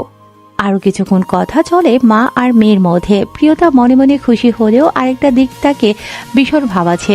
বিষয়টা যদি অন্যদিকে চলে যায়, তাহলে তার বাবা যদি সত্যি সত্যি জোর করে ইয়াসের সাথে ঈশিতার বিয়ে দিয়ে দেয়, তাহলে তো খুব খারাপ হয়ে যাবে। ইয়াস বিষয়টা জানলে হয়তো বিয়ে থেকে পিছু পাওয়া হতে পারে। প্রিয়তার মা মিসেস রমেলা নিজেদের রুমের দিকে চলে গেলে প্রিয়তা এবার ঈশিতার রুমে প্রবেশ করে। ঈশিতা তখন তার প্রেমিক আবিরের সাথে ফোন আলাপ করছিল। রুমে প্রিয়তাকে দেখে ফোনটা মুহূর্তের মধ্যে রেখে দিয়ে চুপ করে বসে। প্রিয়তা এগিয়ে এসে ঈশিতার সামনাসামনি বসে। সে স্পষ্ট খেয়াল করে ঈশিতার চোখে পানি। একটা দীর্ঘ নিঃশ্বাস ফেলে প্রিয়তার দিকে তাকায় ঈশিতা। কিছু বলবি? হ্যাঁ বলবো, তারপরে আগে শুনতে এলাম। কি শুনতে এলি? এই যে তুমি কাউকে পছন্দ করো, সেটা আগে কাউকে কেন বলনি? কে জানতো বাবা এমন আচরণ শুরু করবে? তুমি ইয়াশ ভাইয়াকে নিয়ে যা তা বলেছ জন্যই তো বাবা এতটা ক্ষেপে গেছেন। আমি ইয়াশ ভাইকে মানুষ হিসেবে অপছন্দ করি তা না, আমি একজনকে ভালোবাসি। তাকে রেখে আমি অন্য কাউকে কিভাবে বিয়ে করব? পছন্দ করো কাকে তুমি? ওর নাম আবির। অনেক কষ্ট করে কানাডা গিয়েছে 5 বছর আগে। ওখানে পড়ে শেষ করে ভালো একটা জব পেয়েছে। আবির বলেছিল কয়েক মাস গেলে ও দেশে আসবে, এসে বিয়ে করে আমাকে ওর সাথে নিয়ে যাবে। আবিরকে আগে থেকেই পরিচিত তোমার? হ্যাঁ, আমার কলেজ ফ্রেন্ড। সম্পর্ক বেশি দিনে না। আচ্ছা বুঝলাম। প্রিয়, তোর কথা তো বাবা শোনে। প্লিজ তুই বাবাকে বল না আবিরকে যেন মেনে নেই। উনি না মেনে নিলে তো আমাদের বিয়ে হবে না। ও সামনের সপ্তাহে আসছে দেশে, শুধুমাত্র আমার জন্য। বাবা মেনে নিলে বিয়ে হবে না, এইটা তো খুব জানা। প্রেম করা যে বড় গুনাহ, এটা জানো না? জানি তো, ভুল হয়ে গেছে। তার জন্য আমি মাপ চেয়ে নিচ্ছি আল্লাহ তাআলার কাছে। উনি তো সবসময় ক্ষমা করে দেন। আবিরকে আমার জীবনে অনেক প্রয়োজন। ওকে ছাড়া আমি কিছুই ভাবতে পারি না। তুই প্লিজ কিছু কর না আমাদের জন্য। আগে ছেলের সাথে কথা বলা আমাকে। ওকে, কি বলবি? কথা বলাবি না? দাঁড়া দাঁড়া, কল দিচ্ছি ওকে। ভিডিও কল দিবি, আমি দেখবো তাকে আগে, তারপর সবকিছু। ঠিক আছে। ঈশিতা আবিরকে পুনরায় কল দেয়। সাথে সাথে ওপাশ থেকে কল রিসিভ হয়ে যায়। ওপাশের মানুষটাও এই একদিনে কেমন হয়ে গেছে। প্রিয় মানুষ, একেই তো 1000 মাইল দূরে, তার উপর বিয়ের কথা। 3 দিনের মধ্যে, তাহলে তো খারাপ থাকার কথাই। ঈশিতা কথা বলে জানিয়ে দেয় তার ছোট বোন প্রিয়তা কথা বলবে। আবির প্রথমে ইতস্তত বোধ করলেও পরে রাজি হয়ে যায়, এটা ভেবে যে যদি কোনো উপকার হয়। ঈশিতা ফোনটা প্রিয়তার হাতে ধরিয়ে দেয়। ফোনটা সামনে নিয়ে প্রিয়তা প্রথমে সালাম দেয়। ওপাশ থেকে আবিরও সালামের জবাব দেয়। প্রিয়তা এক নজর দেখে বুঝে যায় উনিও খুব চিন্তায় আছেন। মুখের মলিন অবস্থা স্পষ্ট বলে দিচ্ছে রাতে হয়তো ঘুম হয়নি। কি অবস্থা ভাইয়া? এক্ষুনি যদি চেহারার এই অবস্থা হয়, তাহলে আমার বাবা তো বাড়ির জামাই হিসেবে আপনাকে পছন্দই করবে না। এমন চেহারা কেন বানিয়েছেন শুনি? সেটা তো আপনার অজানা না কেমন পরিস্থিতির মধ্যে দিয়ে যাচ্ছি আমরা। আমি আপনার অনেক ছোট, সুতরাং তুমি করেই বলতে পারেন। আর শোনেন, চিন্তার কোনো কারণ নেই। প্রিয়তা আছে, আর তার আপুর জন্য আমি থাকতে কোনো অঘটন ঘটতে হবে না, ঘটবেও না, কথা দিলাম। তবে আপনাকেও একটা কথা দিতে হবে, তবেই আমি আমার কাজ করব। হ্যাঁ হ্যাঁ হ্যাঁ, যে কোনো মূল্যে আমি ইস্যুকে চাই। আপনাকে কথা দিতে হবে, আপনি এত ভালো বর হয়ে দেখাবেন যেন আমার বাবার আফসোস করে বলতে হয় যে ইস, এরকম একটা ছেলে হাতছাড়া করতে যাচ্ছিলাম। এই ছেলের মতো কেউ আমার মেয়েকে ভালো রাখতে পারতো না। কথা দিলাম, আমার ভালোবাসাকে সবসময় আমি ভালো রাখবো। এমন সময় ঈশিতার ফোনে ইয়াসের কল আসে। নেটওয়ার্কের সমস্যা হলে প্রিয়তা ইয়াসের কল কেটে দেয়। আবিরকে ভালোভাবে বুঝিয়ে ফোনটা কেটে দেয়। প্রিয়তা এবার ঈশিতার কাছে জানতে চায় ইয়াস কেন কল দিচ্ছে। ঈশিতা জানায় সে ভাবছে ইয়াসের সাথে দেখা করবে। প্রিয়তাও ভেবে দেখে সবকিছু মসৃণভাবে শেষ করতেই ইয়াসের দিক থেকেই সবকিছু নিষেধ করতে হবে। নিজের ভাবনা অনুযায়ী প্রিয়তা ঈশিতাকে ফোন এগিয়ে দিয়ে কথা বলতে বলে। প্রিয়তা ঈশিতাকে জানিয়ে দেয় সে যেন ইয়াশকে কালকে দেখা করতে বলে সন্ধ্যায়। ঈশিতাও ইয়াশকে চিন্তানো অনুযায়ী কল দেয়। ওপাশ থেকে খুব তাড়াতাড়ি কল রিসিভ করে ইয়াশ। আসসালামু আলাইকুম। ওয়ালাইকুম সালাম। সালামের জবাব দিতেই ঈশিতা প্রিয়তার দিকে তাকায়। কথা বলতে তার ভয় ভয় লাগছে। পাশ থেকে প্রিয়তা সাহস জোগাচ্ছে। আমি ঈশিতা। হ্যাঁ, নম্বর সেভ আছে আমার কাছে। আচ্ছা, আপনার সাথে আমার কিছু কথা ছিল। হ্যাঁ, শুনছি আমি। ফোনে না, দেখা করে যাবে? আগামীকাল সময় হবে আপনার? আগামীকাল কখন? বিকেলবেলা বা সন্ধ্যা, আপনি যখন বলেন। আচ্ছা, বিকেলের শেষে সন্ধ্যার আগে দেখা করা যায়। বাই দ্য ওয়ে, কোনো সমস্যা? কথা বলতে গিয়ে ঈশিতা স্পষ্ট বুঝতে পারছে তার গলা কাঁপছে। তবুও সে নিজেকে সামলে নেয়। নিজের ভবিষ্যৎ ঠিক করতে এতটুকু সাহস করতেই হবে। নিজের জড়তা কাটিয়ে বলে, দেখা হলেই না হয় সব বলি। আমি আর প্রিয়তা আগামীকাল বের হচ্ছি, তাহলে লোকেশনে আপনাকে জানিয়ে দিব। ঈশিতা ফোন রাখার সাথে সাথে জোরে একটা নিঃশ্বাস ফেলে। মনে হলো বুকের উপর থেকে ভারী কিছু নেমে গেল। পাশ থেকে প্রিয়তা কিছু একটা ভেবে মুচকি হাসে। থাকো, চিন্তা করো না, আমি গিয়ে বইটা শেষ করি। বলেই প্রিয়তা নিজের রুমের দিকে অগ্রসর হয়। ঈশিতা আর ইয়াশ সামনাসামনি বসে আছে। প্রিয়তা ঈশিতার পাশে বসে আছে। প্রিয়তা আজকে সত্যি সত্যি নিজের ইচ্ছেতে বোরকা আর নিকাবে নিজেকে ঢেকে এসেছে, কারণ সে ইয়াশকে বলেছিল তার মুখ আর ইয়াশ দেখবে না। নিজের কথা রেখেছে প্রিয়তা। সে বারবার ঈশিতাকে কনুই দিয়ে ধাক্কাচ্ছে কথা বলার জন্য, কিন্তু ঈশিতা চুপচাপ বসে আছে, ভয়ে কিছুই বলতে পারছে না। ওদিকে ইয়াশ ফোন ঘাটাঘাটি করতে করতে চোখ তুলে ঈশিতার দিকে তাকায়। এভাবে বসে থাকার জন্য আমি এসেছি? না মানে, কি মানে করছো আপু? তুমি যে বিয়ে করবে না সেটা সাফ সাফ বলে দাও তো। প্রিয়তা দেখছিল ঈশিতা কোনোভাবেই সাহস পাচ্ছে না ইয়াশকে কথাটা বলার। সে যতই বলুক সবাই ইয়াশকে যেমন ভয় পায় তেমন সেও ভেতরে ভেতরে ঠিকই ভয় পায়। সেজন্য প্রিয়তা কাজটা সহজ করে দিল। প্রিয়তার কথা শুনে ইয়াশ বড় বড় করে তাকায় প্রিয়তার দিকে। ওদিকে ঈশিতা চোখ বন্ধ করে আছে। ইয়াশ হাতের ফোনটা টেবিলের উপর রাখে, জিজ্ঞাসা চোখে ঈশিতার দিকে তাকায়। ঈশিতা তখনও চোখ খুলে অন্যদিকে তাকিয়ে আছে। তাহলে এই কথা আমি আগে থেকেই আন্দাজ করেছিলাম। বিয়েতে কি সমস্যা? অন্য কাউকে পছন্দ? না মানে, মানে না করে স্পষ্ট করে কথা বল। আমি তো ভয়ঙ্কর কোনো প্রাণী না যে আমাকে দেখে ভয় পাবি। কথাই বলতে পারবি না? ভাইয়া, আমার পরিবর্তে প্রিয়তা আপনাকে সবকিছুই বলুক। প্রিয় কেন বলবে? তোর কথা তুই বল। না মানে, আসলে আমার খুব ভয় লাগছে। তুই আমাকে সবকিছু ক্লিয়ার করে না বললে আমি 3 দিন পরের বিয়েটা কালকে করে নেব। না না, বলছি। হ্যাঁ বল। প্রিয়তা উঠে দাঁড়ায়, ঈশিতার দিকে তাকিয়ে বলে, আপু তোমরা কথা বলো, আমি একটু বাহির থেকে আসছি। ইয়াশ এবার প্রিয়তার দিকে রাগী চোখে তাকায়, ধমক দিয়ে বলে, এই এত বড় হয়েছিস, তো ছটপটে স্বভাবটা কোনোদিন যাবে না। একদম চুপ করে বস এখানে। 2 বোন একসাথে এসে একজন তো কথা বলতেই পারছে না, আর একজন উঠে চলে যাচ্ছে। তোদের এত বাহিরে ঘোরাঘুরি করার স্বভাব কেন? একদম চুপ করে এখানে বসে থাকবি। হ্যাঁ ঈশিতা বল, তুই তোর কথা বল। সেটা বাসায় বলিসনি? তুই কাউকে পছন্দ করিস, তাহলে তোর বাবা মা আমার সাথে কিভাবে বিয়ে ঠিক করে? আপনি তাদের কাছে খুব পছন্দনীয়। আপনি নাকি আমাকে ভালো রাখতে পারবেন এজন্য। কেন? যাকে ভালোবাসিস সে তোকে ভালো রাখতে পারবে না? আর তোদের বাবা মা কি তোদের স্বাধীনতা দেয় এটার জন্য যে সুযোগ পেলে তোরা হারাম সম্পর্কে জড়িয়ে পড়বি? তোদের এই জেনারেশনের সমস্যাটাই এটা। যেদিকেই তাকাই সেদিকেই ছেলে মেয়ের হারাম সম্পর্কের ছড়াছড়ি। মানে অন্য ধর্মের কথা বাদই দিলাম, এই কিছু নামে মাত্র মুসলিমরা বর্তমানে যা শুরু করেছে তাদের মধ্যে ধর্মীয় জ্ঞান বিন্দুমাত্র নাই। আমি জানি ভাইয়া, ভুল করে ফেলেছি, আর সেটা আমি বুঝতে পারছি। কিন্তু কি করব বলেন?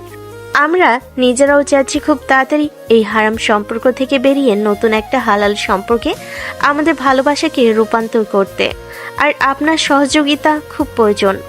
ইয়াশ মুখ গম্ভীর করে কিছুক্ষণ চুপ করে থাকে, তারপর টেবিলে রাখা ফোনটা হাতে নিয়ে দাঁড়িয়ে যায়। ঈশিতা আর প্রিয়তাকে উদ্দেশ্য করে বলে, আমি মামার সাথে কথা বলে নেব, চিন্তা করিস না। আমি মামার সাথে কথা বলে নেব। এখন দুজন এখানে আর এক মুহূর্ত দেরি না করে বাসায় চলে যা। আমি আসছি, আমার কাজ আছে। আল্লাহ হাফেজ। ইয়াশ কথাগুলো বলে তাড়াতাড়ি করে রেস্টুরেন্ট থেকে বের হয়ে চলে যায়। ইয়াশ চলে যাওয়ার সাথে সাথে ঈশিতা আর প্রিয়তার মুখে হাসি ফুটে যায়। নাও এবার তোমার কাজ হয়ে গেল, আমাকে ট্রিটটা দাও তাড়াতাড়ি। প্রিয়তা হাসি মুখে কথাটা ঈশিতাকে বলে। ঈশিতা এবার ভাবুক মুখভঙ্গিতে প্রিয়তার দিকে তাকায়। তোকে খাওয়াবো তো অবশ্যই, তবে আমার একটা কথা জানার আছে। কি জানার আছে? তুই এত উঠে পড়ে লেগেছিস কেন আমার বিয়ে ভাঙতে? সবসময় তো আমার বিপক্ষে অবস্থান করতি। ভালো করলেও দোষ, তাই না? যাই গিয়ে ইয়াস ভাইকে বলি বিয়েটা না ভাঙতে। তুই কি এটা করতে পারবি? মানে? তুই ইয়াস ভাইকে পছন্দ করিস তাই না? কি বলছো তুমি? আমি কেন ওনাকে পছন্দ করতে যাব? তোর আচরণেই বুঝেছি গতকাল যে তুই ইয়াস ভাইকে পছন্দ করিস, আবার ভালোবাসতে পারিস। বুঝতে পারছি না আসল কাহিনীটা। বাজে কথা বলো না তো। তোমার কি মনে হয় ওইরকম একটা রাগী রাজনীতিবিদ লোক সব সময় নীতি শেখাতেই আছে, আর তার সাথে আমি আমার ভবিষ্যতের স্বপ্ন দেখবো? হ্যাঁ, দেখতে পারিস। তোর পরিবর্তন তো আমার চোখ এড়ায়নি। কি পরিবর্তন? এই যে রাতে ব্যাগে দেখলাম বোরখা নিকাব, রাতে নামাজ, ইসলামিক বই। এত পরিবর্তন কেন? ইয়াস ভাইয়ের মনের মতো হওয়ার চেষ্টা করছিস? মোটেও না। বইটা পড়তে ভালো লাগছে, কেমন ভয় ভয় লাগছিল। অনেক বিষয়ে আজবের ঘটনা দেওয়া বইটাতে, যে পাপগুলো আমরা অহরহ করছি। সেই জন্য আমার মনে হয় আমি যেইভাবে চলি এইভাবে চলতে থাকলে আমার জায়গাও জাহান্নামেই হবে। তার চেয়ে ভালো নিজেকে পরিবর্তন করে নেই। ভোরবেলা উঠে নামাজ পড়া, আজ সারাদিন বিভিন্ন কাজে খটকা লেগেছে আমার মনে হয় তোমারও বইটা পড়া উচিত। তাহলে দিস, পড়বো। তুমি যার ইসলাম বিষয়ে লেকচার দেয় ওদের কথাগুলো শুনবে, দেখবে একবেলা নামাজ ছাড়তে ইচ্ছে করবে না, নিকাব বোরকা ছাড়া বাহিরে আসতে চাইবে না। পাপের শাস্তি এতটা ভয়াবহ, অথচ আমি আগে গুরুত্ব দেইনি। কত ভুল যে করেছি আপু, ভাবলেই রাত থেকে কান্না পাচ্ছে। আচ্ছা, এখন এসব কথা ছাড়, চল খাওয়া দাওয়া করে পাশে যাই। হ্যাঁ, সেটাই ভালো হবে। তাড়াতাড়ি খাবার দিতে বলো। হ্যাঁ বলছি। দুজন ইচ্ছে মতো নিজেদের পছন্দের খাবার অর্ডার করে খাওয়া দাওয়া করে বাসায় পৌঁছে যায়। রাত 10টা। প্রিয়তা বসে বসে কিছু দোয়া মুখস্থ করছিল।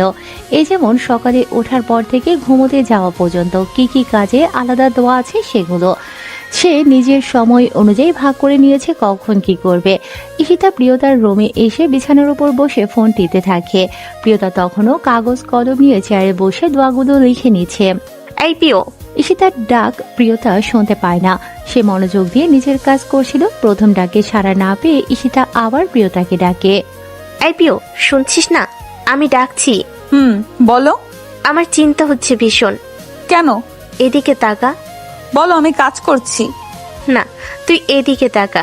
প্রিয়তা ডায়েরি আর কলম রেখে ঈশিতার দিকে ফিরে বসে। হ্যাঁ বলো। এখনো বাসি কিছু হলো না। কথা শেষ করতে না করতেই ঈশিতার মা রুমে প্রবেশ করেন। মাকে দেখে দুজন চুপ হয়ে যায়, কারো মুখে কোনো কথা নেই। দুই বোন আমাদের রুমে আয়, তোদের বাবা ডাকছে। কথাটা বলেই তিনি রুম থেকে চলে যান। দুজন দুজনের মুখের দিকে কোনো কথা না বলে তাকিয়ে আছে। দুজন একসাথে বলে ওঠে, ঘটনা কি ঘটে গেল নাকি? ঘটনা কি ঘটে গেল নাকি? প্রিয়তা আর ঈশিতা দুজন বাবা মায়ের সামনে চুপচাপ বসে আছে, মনে মনে ভয় পাচ্ছে কি বলবে তাদের বাবা। লাল সাহেব ও নীরবতা ভাঙলেন। এত বড় একটা বিষয়ে তো চুপচাপ থাকা যায় না। ঈশিতা, হ্যাঁ বাবা। তোমার পছন্দের ছেলেকে এখানে আসতে বলো।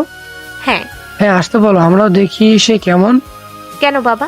তোমরাই তো জোর করে আমার বিয়ে দিতে চাইছো, এখন আবার তাকে ডাকতে বলছো যে? ডাকতে বলেছি, ডাকবে। আমার তো ইয়াস ভাইয়ের সাথে বিয়ে হয়েই যাচ্ছে, তাকে ডেকে আর কি হবে বলো? তুমি অন্য কাউকে পছন্দ করো, এটা একটা খুব বেশি সময় হয়নি জেনেছি। আমি তোমার বাবা, আমি যে সিদ্ধান্ত নেব সেটাই সঠিক। এখন বলো, ওকে ডেকে কি করব? পরে যদি তোমাদের পছন্দ না হয়? কেন তোমার পছন্দের উপর নিজের ভরসা নেই? তুমি বুঝে দেখো তুমি তার কাছে ভালো থাকতে পারবে কিনা। তুমি খুশি থাকলে আমি আর তোমার মা খুশি। ঈশিতার যেন কথাগুলো বিশ্বাস হচ্ছে না, সব যেন স্বপ্ন দেখছে, আর এখনই সেই স্বপ্ন ভেঙে যাবে। ঈশিতা আবার মায়ের দিকে তাকিয়ে মাকে উদ্দেশ্য করে বলে ওঠে, মা বাবা কি সত্যি বলছে? তোর কি মনে হচ্ছে? মনে হচ্ছে ভুল শুনছি আমি। ভুল শুনছো না, ছেলেটার ছবি দেখাও। আর সে কবে আসবে? বাবা, সে এই সপ্তাহের মধ্যেই চলে আসবে। ঈশিতা ফোন থেকে তার প্রিয় মানুষটার ছবি দেখায়, কলে কথাও বলায় সে সাহস করে। ঈশিতা পরিবেশ দেখে বুঝতে পারে তার বাবারও পছন্দ হয়েছে। একটা জিনিস ভাববার বিষয়, আর তা হচ্ছে ইয়াসকে সব বলে দিয়েছে। তাহলে তাদের বাবা রাগ না করে মেনে নিল। অবিশ্বাস্য ব্যাপার যেন এটা। প্রিয় মা, তোর সাথে কিছু কথা ছিল। বাবার এমন কথায় প্রিয়তা তার বাবার দিকে তাকায়। সে ভাবছে তাকে আবার কি বলবে এখন। ঈশিতা মনে মনে হয়তো কিছু আন্দাজ করতে সক্ষম হয়েছে, তাই সে মিটিমিটি হাসে। প্রিয়তার হাত ধরতে প্রিয়তা বাবার দিক থেকে বোনের দিকে তাকায়। এবার তোর পালা। কিসের পালা? হয়তো আমার পরিবর্তে ইয়াশ ভাইয়ের সাথে তোর বিয়ের কথা বলবে। পাগল নাকি তুমি? হ্যাঁ, দেখ না কি বলে। তুমি এত কথা বলা বন্ধ করো। তোমার ব্যবস্থা হচ্ছে, তুমি বাড়ি থেকে বিদায় হও। আমার তো মনে হচ্ছে আমার সাথেও তোরও ব্যবস্থা করা হবে। দুজন কথা বলা বন্ধ করলে আমি কিছু বলবো। হ্যাঁ বাবা বলো। আমরা বড়রা চাচ্ছিলাম ঈশিতা যাকে পছন্দ করে তাকে আগে দেখি, পছন্দ হলে ছেলে ভালো হলে আমরা আলহামদুলিল্লাহ রাজি। তোমাদের ফুপু ফুপার কোনো আপত্তি নেই। তবে আমরা আরেকটা বিষয়ে রাজি হয়েছি, আর সেটা হচ্ছে ইয়াসের সাথে প্রিয়তার বিয়ে দিতে। তোমাদের ফুপি নিজেই মুখ ফুটে বলেছে কথাটা। আগেই বিয়ের দিকে না এগিয়ে প্রিয়তা তোমাকে জানালাম। আমার মনে হয় না তোমার আপত্তি থাকতে পারে। তবুও যেন তুমি তোমার বোনের মতো কাজ না করো, তাই আগে থেকেই জানিয়ে দিলাম। ইয়াস কত ভালো ছেলে সেটা নিশ্চয়ই আলাদা করে বলার অপেক্ষা রাখে না। তোমার বিষয়টা জানতে চাই। বাবার কথা শুনে ঈশিতার মুখে হাসি ফুটে যায়, আর তার মনে সে যা ভেবেছিল তাই হতে যাচ্ছে। তবে প্রিয়তার মুখে আর কোনো কথা নেই, আগের মতো উত্তেজনা কাজ করছে না। হয়তো দুদিন আগে হলেও এরকম খবরে সে লাফিয়ে উঠত, কিন্তু এখন তার এরকম হচ্ছে না। মেলা বা না মেলায় বিষয়টা চলে আসে, কারণ ইয়াশ যেমন ছেলে তার তুলনায় প্রিয়তা একদম বিপরীত। সে মাঝে মাঝে বোঝে ইয়াশ তাকে একদম পছন্দ করে না। ভার্সিটিতে উঠে যখন প্রথমে তার ফুপি তাদের বাসায় থাকার কথা বলেছিল, তখন ইয়াশ নিজেই না করেছিল। আবার সেদিনও ইয়াশ তার মাকে বলছিল প্রিয়তাকে বাসায় পাঠিয়ে দেওয়ার কথা, সেটা সে স্পষ্ট শুনেছে। এরপর সে ইয়াশের ব্যাপারে সিরিয়াস হওয়া ছেড়ে দিয়েছে। বেলাল সাহেব শান্ত পরিবেশ দেখে প্রিয়তার দিকে আবার প্রশ্ন ছুড়ে দেন। প্রিয় মা, আমি তোমাকে কিছু জিজ্ঞেস করেছি। প্রিয়তা এবার নীরবতা কাটিয়ে বাবার দিকে তাকায়। নিজে যা জানে সেটা তার বাবাকে জানানোর প্রয়োজন, তা না হলে তার বাবা তাকে ভুল বুঝতে পারে। বাবা, আমার মনে হয় ইয়াশ ভাইয়া আমাকে খুব একটা পছন্দ করেন না। তুমি কিভাবে জানলে ইয়াস তোমাকে পছন্দ করে না? মা, আমি ছোট না, আমি ব্যবহারে বুঝি কে আমাকে পছন্দ করে নাকি করে না। কিভাবে বুঝলে ইয়াস অপছন্দ করে তোমাকে? বাবা, তোমারও তো বোঝা উচিত, ভার্সিটি থেকে 10 মিনিট দূরে ফুপির বাসা, তবুও কেন আমাকে হোস্টেলে থাকতে হয়? ইয়াশ ভাইয়া নিজেই নিষেধ করেছিলেন আমি যেন ওখানে না থাকি, না থেকে হোস্টেলে উঠি। আমি এই গত দিন ফুপির বাসা থেকে এলাম, তখন আমি নিজে স্পষ্ট শুনেছি আমি থাকলে ওনার সমস্যা হয়।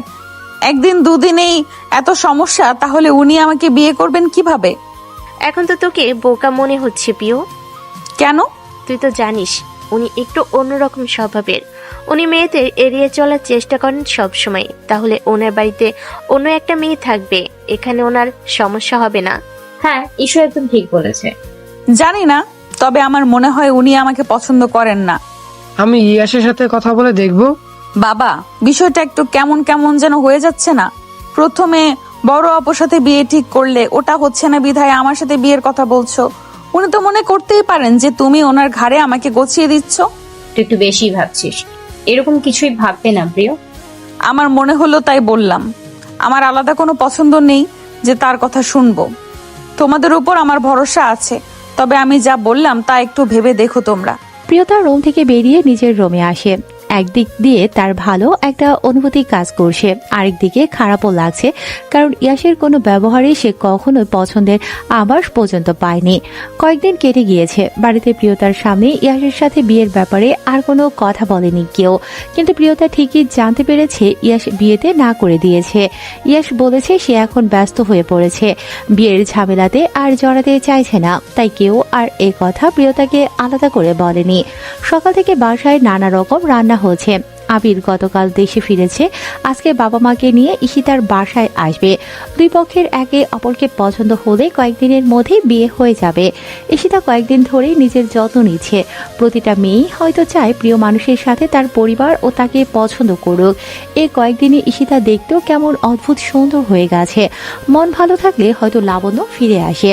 বিকেলে আবির এবং আবিরের পরিবার ঈশিতার বাসায় আসে। আকাশি রঙা একটা শাড়ি পরে ঈশিতা সবার সামনে আসে। বসার ঘরেই ছিল সবাই। শাড়ি পরে খুব কমই দেখেছে আবির ঈশিতাকে। আর যেন নতুন বউ লাগছে তাকে। চোখ ফেরানো দায় হয়ে যাচ্ছে। এত মানুষের মধ্যে তাকে তো মন ভরে দেখাও যাবে না, তাই চোখ নামিয়ে নেয় সে। ঈশিতাকে দেখার পর্ব শেষ হলে তাকে রুমে পাঠিয়ে দেয়া হয়। প্রিয়তাও রুমেই ছিল, সে আর সবার সামনে যায়নি। রুম থেকেই উকি দিয়ে পর্যবেক্ষণ করছিল। ঈশিতা এসে বিছানায় বসে পড়ে। আপু, আবির ভাইয়ার মাকে আমার পছন্দ হয়েছে। এই বয়সেও কত স্মার্ট। আবিরকে পছন্দ হয়নি? তোমার হবু বরকে পছন্দ করে আমার লাভ আছে? তাহলে আমার হবু শাশুড়িকে পছন্দ করে তোর কি লাভ? তার কিন্তু আর ছেলে নেই। ভালো লাগলেই কেন শাশুড়ি বানাতে হবে? কে জানে। দুজন কথা বলে হাসাহাসি করতে থাকে। ঈশিতা যেন আজকের পরিবেশ দেখেই একটু নিশ্চিন্ত হতে পারল। সে ভয় ছিল আবিরকে তার বাবা পছন্দ করবে কিনা এটা ভেবে, কিন্তু সে মনে মনে জানতো আবিরকে কোনোভাবেই অপছন্দ করা যায় না। অতঃপর সবকিছু ঠিকঠাক থাকলে আরো একটা ভালোবাসা এক হতে যাচ্ছে। ঈশিতাকে আবিরের পরিবার দেখতে আসার সপ্তাহ 2 পরেই ঈশিতার বিয়ে ঠিক হয় আবিরের সাথে। একদিন দুদিন করে পুরো 13 দিন কেটে যায়। বিয়েটার বড় আকারে অনুষ্ঠান করা হবে। বাড়িতে সবাই বিয়ে শেষ না হওয়া পর্যন্ত কোনো না কোনো কাজে ব্যস্ত। ইয়াসের পরিবার গতকালই চলে এসেছে। ইয়াসের বাবা নিজে এত ব্যস্ত, তবুও সময় বের করে গতকাল থেকে চলে এসেছেন। সবাই গতকাল চলে আসার সময় ইয়াস বলে দিয়েছিল আজ সকালে চলে আসবে, কারণ বিয়ে বাড়িতে ছেলে মানুষের প্রয়োজন হয়। তার সাথে 2-3টা ছেলেকে নিয়ে আসার কথাও ছিল, কিন্তু সে সকালে জানালো আসতে পারবে না। এই তো সকালে অবনী আর প্রিয়তা তাদের কাজ করছিল। এমন সময় ইয়াস অবনীকে কল দেয়। অবনী ফোন থেকে দূরে থাকায় প্রিয়তা টেবিলের উপর থেকে ফোন নিয়ে অবনীকে দেওয়ার সময় ফোনের স্ক্রিনে তাকিয়ে দেখি ইয়াস কল দিয়েছে। সে সাথে সাথে আর দেরি না করে অবনীর হাতে ফোনটা দিয়ে দেয়। ইয়াস কল দিয়েছে দেখে অবনী তাড়াতাড়ি ফোন রিসিভ করে। ওয়ালাইকুম আসসালাম ভাইয়া। ওয়ালাইকুম আসসালাম, কি করছিস? এই তো ভাইয়া, আমি আর প্রিয়তা একটু কাজ করছিলাম। বিয়ে বাড়ি বোঝোই তো, তুমি কখন আসবে? আমি তো আসতে পারবো না, এটা জানানোর জন্যই কল দিয়েছি। কেন, কি হয়েছে? বাবা কোথায়? বাবা হয়তো মামার সাথে কাজ করছে। কেন, কথা বলবে? হ্যাঁ, বাবাকে প্রয়োজন। কল দাও। ফোন বন্ধ বলছে। তুই একটু তোর ফোনটা বাবার কাছে নিয়ে যা। আচ্ছা দাঁড়াও, আমি নিয়ে যাচ্ছি। অবনী ফোনটা নিয়ে রুম থেকে বের হয়ে তার বাবাকে খুঁজতে থাকে। অতঃপর বাবাকে খুঁজে পেলে ওনার হাতে ফোনটা দিয়ে বলল, এই নাও ভাইয়া কথা বলবে, তোমাকে অনেকক্ষণ ধরে ফোন দিচ্ছে, তোমার ফোন বন্ধ। ইয়াসের বাবা ফোনটা নিয়ে ইয়াসের সাথে কথা বলেন। ইয়াস জানায় তাকে কোনো এক সম্মেলন আজকেই শহরে যেতে হবে। এই সম্মেলনটা সপ্তাহখানিক পরে হওয়ার কথা ছিল, কিন্তু এই সম্মেলনটা আজকেই করা হয়েছে বিকেল 4টার দিকে। বাসা থেকে শহরে যেতে মিনিমাম 5 ঘন্টা লাগবে। সে অলরেডি তার দলের কয়েকজনের সাথে গাড়ি নিয়ে বেরিয়ে পড়েছে। ইয়াস মনে করে এই সুযোগটা কোনোভাবেই হাতছাড়া করা উচিত হবে না। ইয়াসের বাবাও যেহেতু রাজনীতির সাথে অতপ্রতভাবে জড়িত, তাই তিনিও চান ইয়াস তার ভাবনা অনুযায়ী এগিয়ে যাক। এদেশে বর্তমান পরিস্থিতিতে তরুণ শিক্ষিত ছেলেগুলো দেশের হাল ধরলে দেশ অন্য একটা পর্যায়ে চলে যাবে। তিনি ইয়াসের সাথে ভালো মন্দ কিছু কথা বলে ফোনটা রেখে দেন। তিনি ইয়াসকে পুরোপুরি ভরসা করেন, এই ভেবে যে ইয়াস কিংবা ইয়াসের ভাবনার সাথে মিল আছে এমন কেউ যদি দেশীয় আইনের দেশ পরিচালনার কোনো ক্ষেত্রে দায়িত্বে থাকে, তাহলে দেশের মানুষ এই দেশের এক অন্যরকম রূপ দেখবে। সাদা রঙের মাইক্রো গাড়িটা ছুটে চলেছে আপন গতিতে। ভেতরে বসা কয়েকটা টকবগে রক্তের তরুণ, যাদের মাথায় স্বার্থহীনভাবে দেশের চিন্তা আর ওমরের মতো রাষ্ট্র পরিচালনার স্বপ্ন। এই স্বপ্ন কবে পূরণ হবে কে জানে। যারা কোনো কিছুর স্বপ্ন দেখে তারা সেই স্বপ্ন পূরণে কাজও করে। মাঝ রাস্তায় একটা স্টল দেখে গাড়িটা থেমে যায়। গাড়ি থেকে 4 জন নেমে স্টলে বসে চা খেয়ে আরো কিছুক্ষণ বসে কথা বলে আবার গাড়িতে গিয়ে বসে। গাড়ি ও আবার আপন গতিতে চলা শুরু করে। একটু একটু করে চলতে থাকে গন্তব্যের দিকে।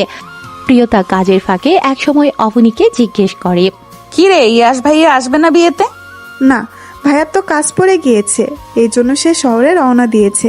বাবার সাথে এ বিষয়ে তো কথা বলল। বাবা যে বলল বাড়ির কাজে ওনাকে প্রয়োজন ছিল। বাবাকে বলেছে ভাইয়া কয়েকজনকে এই বাসার ঠিকানা দিয়েছে, ওরা নাকি ঘন্টাখানেকের মাঝেই চলে আসবে। ওনারা তো জরুরি কাজ যে আজ আপুর বিয়ের দিনে বাইরে কোথাও যেতেই হলো। হ্যাঁ, জরুরি না হলে তো যেত না। হ্যাঁ, কত জরুরি কাজ জানা আছে। শুধু ছেলেদের দলবল নিয়ে এখানে ওখানে যাবে, ঘুরবে, মানুষকে ভয় দেখাবে, তারপর ওনার আবার গুরুত্বপূর্ণ কি কাজ। আমার ভাইয়া মোটেও এমন না। হ্যাঁ, খুব ভালো মানুষ উনি। অবশ্যই আমার ভাইয়ার মতো ছেলেই পাবি না কোথাও। তোর ভাইয়ের মতো ছেলে কেন খুঁজতে যাব? সেটা তুই জানিস। বয়ে গেছে আমার ওনার মতো ছেলে খুঁজতে, যত প্রকারের। কিছু বললি? না, আমি আবার কি বলবো? হ্যাঁ, যা বলবি স্পষ্ট বলবি, লুকিয়ে নিজে বলবি, নিজেই শুনবি, এমন কিছু বলবি না। হ্যাঁ, কাজ কর এখন। জি, আপনিও আপনার কাজটা শেষ করুন। অবশ্যই ম্যাম। দুজন একসাথে হেসে ফেলে, নিজেদের কাজে মন দেয়। প্রিয়তা ভাবতে থাকে তার বড় বোনকে কি তাহলে পছন্দ করেছিল ইয়াশ? তার অন্য জায়গায় বিয়ে হয়ে যাচ্ছে বলেই কি সে আজ কাজ দেখিয়ে এ বাড়িতে আসলো না? একটা দীর্ঘ নিঃশ্বাস ফেলে প্রিয়তা। এখনো যে ওই লোকটার প্রতি থাকা ভালো লাগাটা শেষ হয়ে যাচ্ছে না। উনি তো তার সাথে বিয়েতে না করে দিয়েছে, ইয়াশ তার হয়নি, এটা সে মেনে নিতে সক্ষম হয়েছে। কিন্তু সে যদি অন্য কারো হয়ে যায় তাহলে বিষয়টা সে প্রিয়তা কিভাবে মেনে নেবে? দুপুরে গড়িয়ে বিকেল হয় এবং বিকেল গড়িয়ে সন্ধ্যা হয়ে গেছে। বিয়েটা খুব ভালোভাবে সম্পূর্ণ হয়েছে। বিয়ের সম্পূর্ণ হওয়ার পর ঈশিতাকে তার শ্বশুরবাড়ি নিয়ে যাওয়া হয়েছে। বাড়িতে এখন প্রিয়, তার বাবা মা, প্রিয়তা এবং ইয়াসের বাবা মা আর অবনী।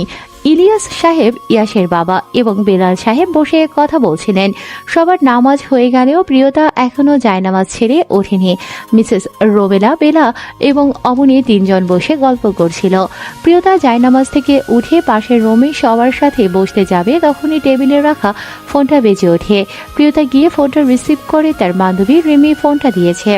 হ্যাঁ রিমি, বল কেমন আছিস? এই তো আলহামদুলিল্লাহ ভালো। তুই কেমন আছিস? আমি আলহামদুলিল্লাহ। কি করছিস? আমি তো টিভি দেখছিলাম, টিভি দেখেই তোকে ফোন দিলাম। কি হয়েছে দেখেছিস? না তো, কেন, কি হয়েছে?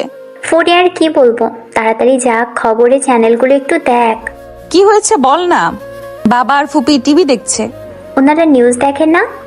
দেখেই তো আপুর বিয়ের পর তো আপুকে নিয়ে গেল, হয়তো টিভি অন করে দুজন গল্প করছে। তুই আমার সাথে ফোনে কথা বলে সময় নষ্ট না করে যা খবর। আচ্ছা ঠিক আছে, রাখ, আমি দিয়ে দেখছি। কোন চ্যানেলে দেখবো? যে কোনো খবরের চ্যানেলে দেখ, প্রায় সবখানে একই খবর। তাড়াতাড়ি যা, আমি ফোন রাখছি। ঠিক আছে, রাখ তাহলে। প্রিয়তা ফোনটা রেখে ড্রয়িং রুমে চলে যায়। সোফার উপরে রাখা রিমোটটা নিলে বেলাল সাহেব প্রিয়তার দিকে তাকায়, কারণ তারা দুজন বসে বসে গল্প করছিল। এমন সময় প্রিয়তা সেখানে চলে এসে রিমোট হাতে নেয়। কি হয়েছে প্রিয়? বাবা এক্ষুনি রিমোট দিচ্ছে, দাঁড়াও। সে না হয় পরে দাও, কিন্তু এভাবে এসে রিমোট নিলে যে কিছু হয়েছে? বাবা, রিমি মানে আমার বান্ধবী কল দিয়েছিল, বলল খবরের চ্যানেলে দেখতে তাড়াতাড়ি। খবরের চ্যানেল? হ্যাঁ বাবা, দেখি একটু কি হয়েছে। হ্যাঁ দাও তো। প্রিয়তা এবার একটা খবরের চ্যানেলে দেয়। সেখানে লাইভ হচ্ছিল কোনো একটা জায়গার। কয়েক মিনিট দেখার পরও কেউ কিছু বুঝতে পারছে না কি হচ্ছে সেখানে। আরও কিছুক্ষণ দেখার পর স্পষ্ট দেখে ইয়াশ এবং তার সাথের কয়েকজনকে পুলিশ ধরে নিয়ে যাচ্ছে। ইয়াশের কপাল থেকে রক্ত ঝরছে। ইয়াশের এমন অবস্থা দেখে প্রিয়তা জোরে একটা চিৎকার দেয়। প্রিয়তার চিৎকার শুনে রুম থেকে সবাই বেরিয়ে আসে। প্রিয়তার বাবা এবং ইয়াশের বাবা সোফা থেকে উঠে দাঁড়ায়। ইয়াশের বাবা ইলিয়াস সাহেব মাথা ঘুরে আবার সোফাতেই পড়ে যান। সবার একটাই প্রশ্ন, কি হয়েছিল ওখানে? ইয়াশের এই অবস্থা কেন? কিছু সময় পেরিয়ে গিয়েছে। বাড়ির পরিবেশ এখন থমথমে। ইয়াশের মা কান্না করে যাচ্ছে। কি এমন হয়েছে কিছুই বুঝতে পারছে না। ইলিয়াস সাহেব কান্না থামাতে বলেন, কারণ খবর শুরু হতে যাচ্ছে, এবারে হয়তো কিছু একটা জানা যাবে। তারা ইয়াশকে এবং তার সাথে সবাইকে কল দিয়েছিল, ফোন বন্ধ আছে। সবাই আবার টিভি দেখায় মনোযোগী হয়। ইয়াশের বাবা ততক্ষণে শহরের উদ্দেশ্যে রওনা দেওয়ার জন্য তৈরি, তবে তিনি মনে করছেন যে কোনোভাবে ইয়াশের সাথে কথা বলে নিতে পারলে ভালো হতো। রাতের খবর শুরু হয়। সবাই এবার নড়ে চড়ে বসে। শিরোনামের প্রথমেই ইয়াশের ওখানকার ঘটনা। খবর শুরু হয়ে যায়। ফ্ল্যাশব্যাক। বিকেল 5টা। সম্মেলন শেষ করে ইয়াশ এবং তার সাথে যারা গিয়েছিল সবাই বাড়ির উদ্দেশ্যে রওনা দেবে, সেই উদ্দেশ্যে গাড়ি নিয়ে বের হয়। আজ প্রথম ভয়কে জয় করে এতগুলো মানুষ এবং মিডিয়ার সামনে ইয়াশ দেশ এবং দেশের অবস্থার কথা বলেছে। জনগণের থেকে ফিডব্যাক অনুযায়ী যা পেয়েছে তাতে বোঝা যায় তারা ইয়াশের কথা খুব ভালোভাবে শুনেছে এবং পছন্দ করেছে। গাড়ি নিয়ে গেট দিয়ে বের হওয়ার সময় একজন ছুটে এসে সামনে দাঁড়ায়। লোকটা ইশারা করে গাড়ি থেকে নামতে বলে। গাড়ি থামানোর পর ইয়াস গাড়ি থেকে নেমে আসে। লোকটা জোরে দৌড়ে আসায় তখনও হাঁপাচ্ছিল। ইয়াস গাড়ি থেকে পানির বোতলটা নিয়ে লোকটার হাতে ধরিয়ে দেয়। একটু স্থির হন। আরে যে পানিটা একটু খান, গরমের সময়ে অনেকটা দৌড়ে এসেছেন। লোকটা ইয়াসের হাত থেকে পানির বোতলটা নিয়ে ঢক ঢক করে খেয়ে নেয়। পানি খেয়ে বোতলটা আবার ইয়াসের হাতেই ধরিয়ে দেয়। ইয়াস বোতলটা গাড়িতে রেখে বলে, হ্যাঁ বলুন, কিছু বলবেন? দৌড়ে আসছিলেন কেন? স্যার আপনাকে ডেকে পাঠিয়েছে। আমাকে? কোন স্যার? আহমদ স্যার আপনাকে ডেকে পাঠিয়েছে। আহমদ স্যার আমাকে দেখে পাঠিয়েছেন এখনই? জি, নইলে আমি দৌড়ে আসবো কেন? আমাকে একা ডেকে পাঠিয়েছেন? জি, তবে আপনি কাউকে সাথে নিয়ে আসতে চাইলে আসতে পারেন। ইয়াস গাড়ি একপাশে রেখে সবাইকে তার সাথে যেতে বলে। গাড়ি একপাশে রাখা হলে সবাই ইয়াসের পাশে এসে দাঁড়ায়। লোকটা সবাইকে ভেতরের দিকে নিয়ে যায়। ভেতরের দিকে একটা বিল্ডিং রয়েছে, সেখানে ভেতরের দিকে লোকটা সবাইকে নিয়ে যায়। ভেতরের একটা রুমে আহমদ সাহেব 4-5 জনের সাথে বসে কথা বলছিলেন। দরজার সামনে গিয়ে লোকটা ভেতরে ঢোকার অনুমতি চায়। আহমদ সাহেব ইশারায় 2 মিনিট বাহিরে দাঁড়াতে বলে। তারা সবাই বাহিরে অপেক্ষা করতে থাকে। ওখানে দাঁড়ানো কেউ বুঝতে পারছে না এত বড় মাপের একজন লোক তাদের কেন ডেকে পাঠিয়েছে। ইয়াস চুপচাপ দাঁড়িয়ে আছে, তার মাথাতে কিছুতেই আসছে না কেন তাকে ডাকা হয়েছে। অতঃপর কয়েক মিনিটের মধ্যে অপেক্ষার সমাপ্তি ঘটে। ভেতর থেকে বসে থাকা 4-5 জন বেরিয়ে চলে যায়। তখন আহমেদ সাহেব ইয়াসকে ভেতরে ডাকে। বাকি সবাই ইয়াসের সাথে ভেতরে চলে যায়। ইয়াস সামনে গিয়ে ওনাকে সালাম দিতেই তিনি সালামের জবাব দিয়ে সবাইকে বসতে বলেন। কি যেন নাম তোর? ইয়াস। আহমদ সাহেবের প্রথম প্রশ্নই ছিল এটা। চোখ থেকে চশমাটা নামিয়ে টিস্যু দিয়ে মুখটা মুছে নিলেন। জি স্যার, আমি ইয়াস। বাসা কোথায় যেন? আচ্ছা আচ্ছা আচ্ছা, দেশকে নিয়ে ভালো একটা চিন্তা আছে তোর মাথায়। আমি যদি তোমাকে তোমার স্বপ্নের দিকে 2 পা এগিয়ে দিতে সাহায্য করি তাহলে কেমন হবে? আমি কৃতজ্ঞ থাকবো স্যার। দেশ পরিচালনায় কোনো একটা ক্ষমতা পেলে কি করার ইচ্ছা? দেশের যে যে খাত বা যে জায়গাগুলোতে সমস্যা রয়েছে সেগুলো সমাধান করে নতুন একটা পরিবেশ এদেশের মানুষকে উপহার দেওয়ার ইচ্ছে আছে। তার মানে বলতে চাইছো কোথাও সমস্যা আছে, তোমার নজরে পড়েছে সেগুলো? জি স্যার, দেশের সাধারণ নাগরিক আমি, আমার বাক স্বাধীনতা আছে। দেশের কোনো কিছু খারাপ লাগলে আমার বলার অধিকার আছে বলে আমি মনে করি। শুধু তোমার মনে করলে তো চলবে না, সেটার পেছনে যথার্থ থাকতে হবে। শুধু তোমার কোনো কিছুতে খারাপ লাগলে যে সেটা খারাপ এমন তো নয়, হতে পারে সেটা অন্যদের কাছে ভালো।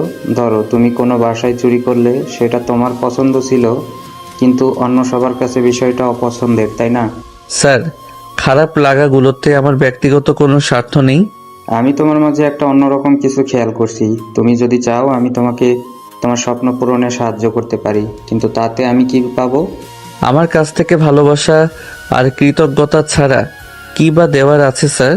তোমার থেকে তেমন কিছু চাই না, তোমার কাছে একটা জিনিস চাইবো। জি স্যার। ভালো একটা ভবিষ্যৎ দিতে পারবে। স্যার, আমি আমার সবটা দিয়ে চেষ্টা করব। আজ আর 8 ঘন্টা পর একটা মিটিং আছে, সেখানে তুমি আমার পরবর্তীতে যাবে। স্যার, আপনার পরিবর্তে? পরবর্তীতে বলবে আচ্ছা চলো আমিও যাব। তুমি আমার সাথে যাবে, ওখানে বড় বড় ব্যক্তিবর্গ থাকবে। আলোচনা সভায় মূলত কিছু সমস্যা বা ভালো কিছু হয়েছে এমন কিছু বিষয় সম্পর্কে। বাকি কথা গাড়িতে আলোচনা হবে। চলো, সময় হয়ে যাচ্ছে। এক প্রকার তাড়াহুড়ো করে সবাই বেরিয়ে পড়ে। ইয়াস এবং তার সাথে যারা আছে তারা কেউই জানে না তারা কোথায় যাচ্ছে, কেন যাচ্ছে এবং গেলে কি হবে। সবার মাথায় একটাই চিন্তা ঘুরপাক খাচ্ছে, আদৌ কি ওখানে যাওয়া ঠিক হচ্ছে? এত চিন্তা মাথায় নিয়ে সবাই গাড়িতে গিয়ে ওঠে। আহমেদ সাহেবের গাড়িকে অনুসরণ করে ইয়াসদের গাড়ি চলতে থাকে। সন্ধ্যা 7টায় মাগরিবের নামাজের কিছুক্ষণ পর আলোচনা সভা শুরু হয়। সেখানে অনেক জায়গার অনেক মানুষ এসে অংশ নিয়েছে। একে একে কয়েকজনকে তাদের চোখে পড়া বা মনে হওয়া সমস্যা তুলে ধরতে মনে হয় যেন সরকার বা যারা দেশ পরিচালনার কাজে আছে তারা যেন সেই বিষয়গুলোতে লক্ষ্য রাখতে পারে। শেষের দিকে ইয়াসকেও সুযোগ দেওয়া হয়, কিন্তু তার কথা বলা শুরু করলে কয়েকজন শান্ত পরিবেশ অশান্ত হয়ে ওঠে। পরবর্তীতে পরিবেশের অশান্ত অবস্থা দেখে ইয়াসকে বসিয়ে দেওয়া হয়। সেখানে সাংবাদিক সহ অনেকেই ছিলেন। তাদের মধ্যে একজন কোনো কিছুর পরোয়া না করে অশ্রাব্য ভাষায় গালি দিয়ে ফেলে। ইয়াসের সাথে থাকা ছেলেগুলো দুজন জবাব দিলে পরিস্থিতি আরো খারাপ হয়ে যায়। এক পর্যায়ে কোনো মতে আলোচনার সভা বন্ধ রাখা হয়। সবাই যার যার মতো বেরিয়ে যায়। বেরোনোর সময় একজন ইচ্ছে করে ইয়াসকে ধাক্কা দেয়। ইয়াস তাল সামলাতে না পেরে দেয়ালের সাথে গিয়ে আরেকবার ধাক্কা খায়। কপাল গিয়ে একদম দেয়ালের সাথে লাগে, রক্ত দেখা যায়। ইয়াসের সাথে থাকা একজন গিয়ে ধাক্কা দেওয়া লোকটার হাত ধরে, ছেলেটা তাকেও ধাক্কা দেয়। এভাবে দুজনের মধ্যে হাতাহাতি লেগে যায়। ইয়াস এবং পাশে থাকা বাকি সবাই থামাতে যায়, কিছুক্ষণের মধ্যে থেমেও যায়, কিন্তু ততক্ষণে বাহির থেকে পুলিশ এসে কয়েকজনকে নিয়ে যায়, সাথে ইয়াসকেও। এগুলো প্রতিটি টিভি চ্যানেলে সরাসরি দেখানো হয়। ইয়াসের সবগুলো কথা আলোচনার সবাই কয়েকজন পছন্দ না করলেও দেশের অধিক মানুষ তা পছন্দ করে। ইয়াস কথায় কথায় বলেছিল তার ইচ্ছের কথা, সমস্যার সমাধানের কথা, যে কথাগুলো মানুষের মনে দাগ কেটে যায়। ইয়াসের বাসা থেকে শহরের উদ্দেশ্যে বের হবেন, ঠিক তখনই ইয়াসের নম্বর থেকে কল আসে। তিনি সাথে সাথে কল রিসিভ করেন। আসসালামু আলাইকুম বাবা। ওয়ালাইকুম সালাম, কি অবস্থা তোমার? কিছুক্ষণ আগে টিভিতে সব দেখলাম, প্রিয়তা এসে খবরের চ্যানেল না দিলে তো জানতেই পারতাম না। আমি কি আসবো তোমার কাছে? কোথায় আছো এখন তুমি? বাবা শান্ত হন, আমি একদম ঠিক আছি। থানায় নিয়ে আসা হয়েছিল আমাদের, যারা ঝামেলা করেছে তারা ক্ষমা চেয়েছে। আমরা খুব তাড়াতাড়ি বাড়ি ফিরবো। আচ্ছা, কোথায় আছো এখন? আমরা থানা থেকে বের হলাম। এখন কি অন্য কোথাও যেতে হবে? না বাবা, সামনে সাংবাদিক আছে, তাদের সাথে সাক্ষাৎ করে তারপর যেতে হবে। আচ্ছা, সাবধানে চলে এসো। ইয়াসের সাথে কথা বলে ইলিয়াস সাহেব সবাইকে আশ্বাস দেন যে সবকিছু ঠিক আছে, চিন্তার কোনো বিষয় নেই। প্রিয়তা নামাজ শেষ করে মাত্রই ড্রয়িং রুমে আসে, আর এসে ইলিয়াস সাহেবের কথা শুনে স্বস্তির একটা নিঃশ্বাস ফেলে। তার মোনাজাত বিফলে যায়নি, ইয়াস ঠিক আছে। সে আল্লাহকে শুকরিয়া জানায়। আল্লাহ চাইলে কি না করতে পারে। সবাই এখন ইয়াসের অপেক্ষায় সময় পার করা শুরু করে। রাত প্রায় 1টা, বাড়ির কারো চোখে ঘুম নেই। ইয়াস কিছুক্ষণ আগেই এসেছে। ইয়াসের মা ইয়াসের কপালের জায়গাটা পরিষ্কার করে দিয়েছে। সবাই এক জায়গাতেই দাঁড়িয়ে বা বসে আছে, সেখানে নেই শুধু প্রিয়তা। তাদের থেকে দূরে নিজের রুমের দরজার কাছ থেকে সে উকি দিয়ে দেখছে। তার চোখ দুটো টলমল করছে। হঠাৎ ইয়াস তার দিকে তাকালেই সে রুমের ভিতরে ঢুকে যায়। ইয়াস বুঝতে পারে প্রিয়তা ওখানে দাঁড়িয়েছিল, কিন্তু এখানে সবাই আছে, সে কেন আসে না এটা ভাবতে থাকে। ইয়াস ভাবতে থাকে প্রিয়তার সাথে তার মামা আর বাবা মা বিয়ের কথা বলেছিল। এটা কি প্রিয়তাও জানতো? সে নিষেধ করে দিয়েছে বলে কি প্রিয়তা তার কাছে আসে না? ইয়াস সেদিন প্রিয়তার বলা কথাটা তেমন মাথায় নেয়নি, কেন বলেছিল সেটাও জানতো না। ইয়াসের মা ইয়াসকে নিয়ে গিয়ে খাওয়ার জন্য বসিয়ে দেন। অনেক রাত হয়ে গেছে, সারাদিন এখানে ওখানে যাওয়ায় বাইরে থাকায় ঠিকমতো খাওয়া দাওয়া হয়নি। ইয়াসও খাওয়া শুরু করে। তোমার আর এসব কাজে যেতে হবে না, এসব বাদ দাও, আমার ব্যবসায় হাত লাগাও। বাবা এসব কি বলছো? ঠিকই তো বলেছি ইয়াস। বাবা এই ঝামেলা বেঁধেছে কারণ আমি সঠিক ছিলাম। আমি তাদের কথায় তাল মিলিয়ে কথা বলিনি, সেজন্য এমন হয়েছে। তবু আমি চাই তুমি এসবে আর না জড়াও। আচ্ছা, আপাতত পরিবেশ ঠিক হোক। আহমদ স্যার বলেছেন কি হয় না হয় আমাকে জানাবেন। শুরুতে যদি এমন হয় তাহলে ভবিষ্যতে কেমন হবে বুঝতে পারছো? বাবা, সাফল্যের পথ সহজ হয় না। তোমার এই ইচ্ছের জন্য আমি আর তোমার মা হাই হতাশ করতে পারবো না ইয়াস। আমার কথা শোনো, এসব থেকে সরে এসো। ঠিক আছে, এবার যাও, সবাই ঘুমাও। অবনী, যা তোমা, প্রিয়তাকে নিয়ে তুই আর প্রিয়তা ঈশিতার রুমে থাক, আর আজকের মতো ইয়াস প্রিয়তমার রুমে ঘুমাক। ঠিক আছে মামা।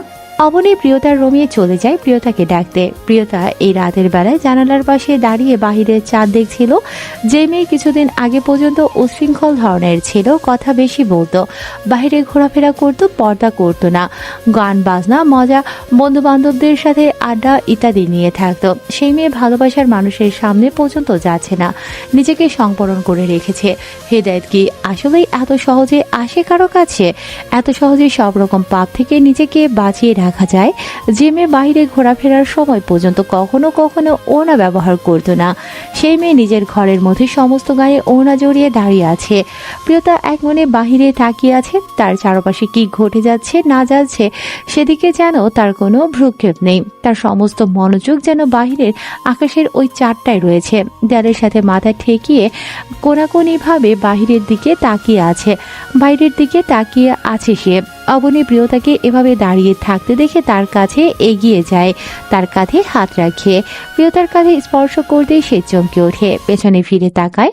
তৎক্ষণাৎ আবার জানালার বাহিরের দিকে মুখ করে আলতো করে চোখের পানিটা মুছে ফেলে, তারপর আবার অবনীর দিকে ফিরে তাকায়। কিরে তুই? হ্যাঁ আমি। তুই কি কান্না করছিলি? না তো, কান্না কেন করব? দ্বিতীয়বার ওদিকে ঘুরে চোখের পানি যে মুছে ফেললি? না না, এমনিও দিতে হয়েছিল। কি করছে সবাই, শুয়ে পড়ছে? না, মামা বলল আমাকে আর তোকে ঈশিতা আপুর রুমে ঘুমাতে। ইয়াশ ভাইয়া তোর রুমে এখানে ঘুমাবে। হ্যাঁ ভাইয়া তো ভালো আছে, তুই গেলি না কেন ওখানে? না এমনি যাইনি, ভালো লাগছিল না। শরীর খারাপ লাগছে? না এমনি মন খারাপ লাগছে। মন খারাপের অসুখ ঠিক করার ওষুধ হবে? কি ব্যাপার, প্রেমে পড়েছো নাকি? কয়েকদিন আগে হলেও হয়তো পড়তাম, কিন্তু এখন প্রেমে পড়ার ইচ্ছে নেই। আচ্ছা চলো আমরা রুম ছেড়ে দেই। হ্যাঁ চল।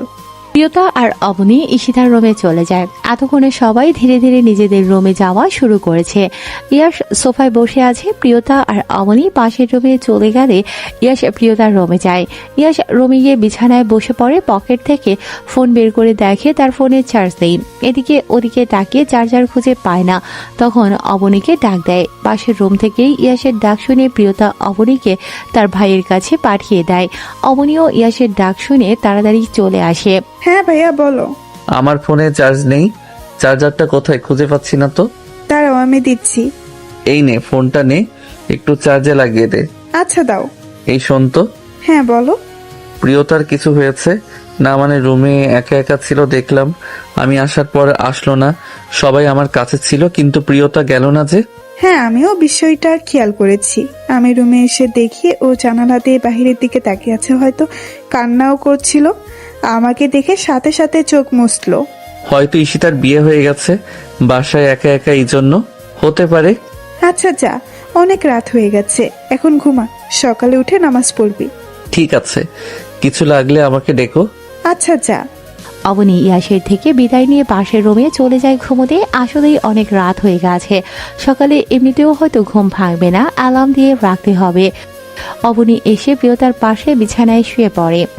কেন ডেকেছিল, কোনো দরকার? হ্যাঁ, ভাইয়ার ফোনে চার্জ ছিল না তো, চার্জার খুঁজে পাচ্ছিল না, আমি ভাইয়ার ফোনটা চার্জে দিয়ে আসলাম। আচ্ছা ঘুমা তাহলে, অনেক রাত হয়ে গেছে। হ্যাঁ তুইও ঘুমা। হুম। দুজনের এত রাতে নিজেদের মধ্যে কথা বলা বলি না করে ঘুমিয়ে পড়ে। সকালে নাস্তা করেই ইয়াশ এবং তার বাবা মা অবনী সবাই বাড়ি ফিরে যায়, কারণ ঈশিতার শ্বশুর বাড়ি থেকে বলেছে তারা 7 দিন পর বাসায় এসে ঘুরে যাবে। সকাল সকাল সবাই বাসায় ফিরে যায়। ইয়াশ ভোরবেলা প্রিয়তার ব্যবহারে খুব অবাক হয়েছিল। হঠাৎ কারো পায়ের শব্দে ঘুম ভেঙে যায়। ঘুম ভেঙে গেলেও সে চুপচাপ চোখ বন্ধ করে শুয়ে থাকে। কেউ এসে মাথার পাশে অনেকক্ষণ দাঁড়িয়ে আছে, সে এটা বুঝতে পারে। মাথার পাশে দাঁড়িয়ে কেউ কান্না করছে, সে শব্দও বুঝতে পারছে। কিছুক্ষণ পর আবার পায়ের শব্দ পায়, তার মানে সে চলে যাচ্ছে। তখন ইয়াশ তাকিয়ে দেখে প্রিয়তা, তখনই সে তাকে ডাক দেয়। প্রিয়তার সাথে সাথে দাঁড়িয়ে যায়, সে এটা আশা করেনি। সামনের দিকে আর না এগিয়ে পেছনের দিকে ফিরে তাকায়। কি করছিলি এখানে? না মানে হ্যাঁ কি? আমি ডায়েরি নিতে এসেছিলাম। নিয়েছিস? হ্যাঁ নিয়েছি। এই ভোরবেলা ডায়েরি দিয়ে কি হবে? একটু দরকারের জন্য নিতে এসেছিলাম। রাতে সবাই আমাকে নিয়ে ব্যস্ত ছিল, তুই আসলি না কেন? ইয়াশের এই প্রশ্নের কি জবাব দেবে সেটাই ভাবছে। সে যে রাতে তার সামনে যেতে পারেনি বলে মনটা খসখস করছিল, ঘুম আসছিল না, তাই দেখতে এসেছিল এক নজর। সেটা তো তাকে জানানো যাবে না। কি হলো? আমি কিছু জিজ্ঞেস করেছি? ভালো লাগছিল না জন্য রুম থেকে বের হইনি। তুই জানিস না, একটা রুমে যখন একটা পুরুষ একা থাকে সেখানে একা যেতে নেই। এই ভোরবেলা এখানে আসা কি তোর ঠিক হয়েছে? আমার এখানে আসার কোনো খারাপ উদ্দেশ্য নেই, প্রয়োজন ছিল বিধায় এসেছিলাম, প্রয়োজন শেষ তাই চলে যাচ্ছি। তোর প্রয়োজনটা কি লুকিয়ে লুকিয়ে আমাকে দেখা? মোটেও না, আমি কেন অন্য কাউকে লুকিয়ে দেখতে যাব? ডায়েরি নেওয়ার ছিল, এই যে দেখুন নিয়েছি, এখন আসছি। প্রিয়তা আর দেরি না করে রুম থেকে বেরিয়ে যায়। ইয়াশা প্রিয়তার কথা লুকিয়ে পালিয়ে যাওয়া দেখে মিটিমিটি হাসে আর অবাক হয় এটা ভেবে যে তার প্রতি অভিমান এত যে রাতে দেখতে আসলো না, আর ভালোবাসা এত গভীর হয়ে গিয়েছে যে সবার চোখ ফাঁকি দিয়ে তাকে দেখার লোভ সামলাতে পারেনি। দিনের পরে অন্ধকারাচ্ছন্ন রাত, আর রাতের পরে নতুন আরেকটা দিন। এভাবে চলতে চলতে কেটে গেছে বেশ কিছু সময়। ইয়াশও সময়ের সাথে তাল মিলিয়ে নিজের ইচ্ছে পূরণের দিকে অগ্রসর হচ্ছে। অন্যদিকে প্রিয়তারও অভ্যন্তরীণ এবং বাহ্যিক অনেক পরিবর্তন হয়েছে। প্রিয়তা 2 দিন হলো তার বান্ধবীর বাসায় ছিল।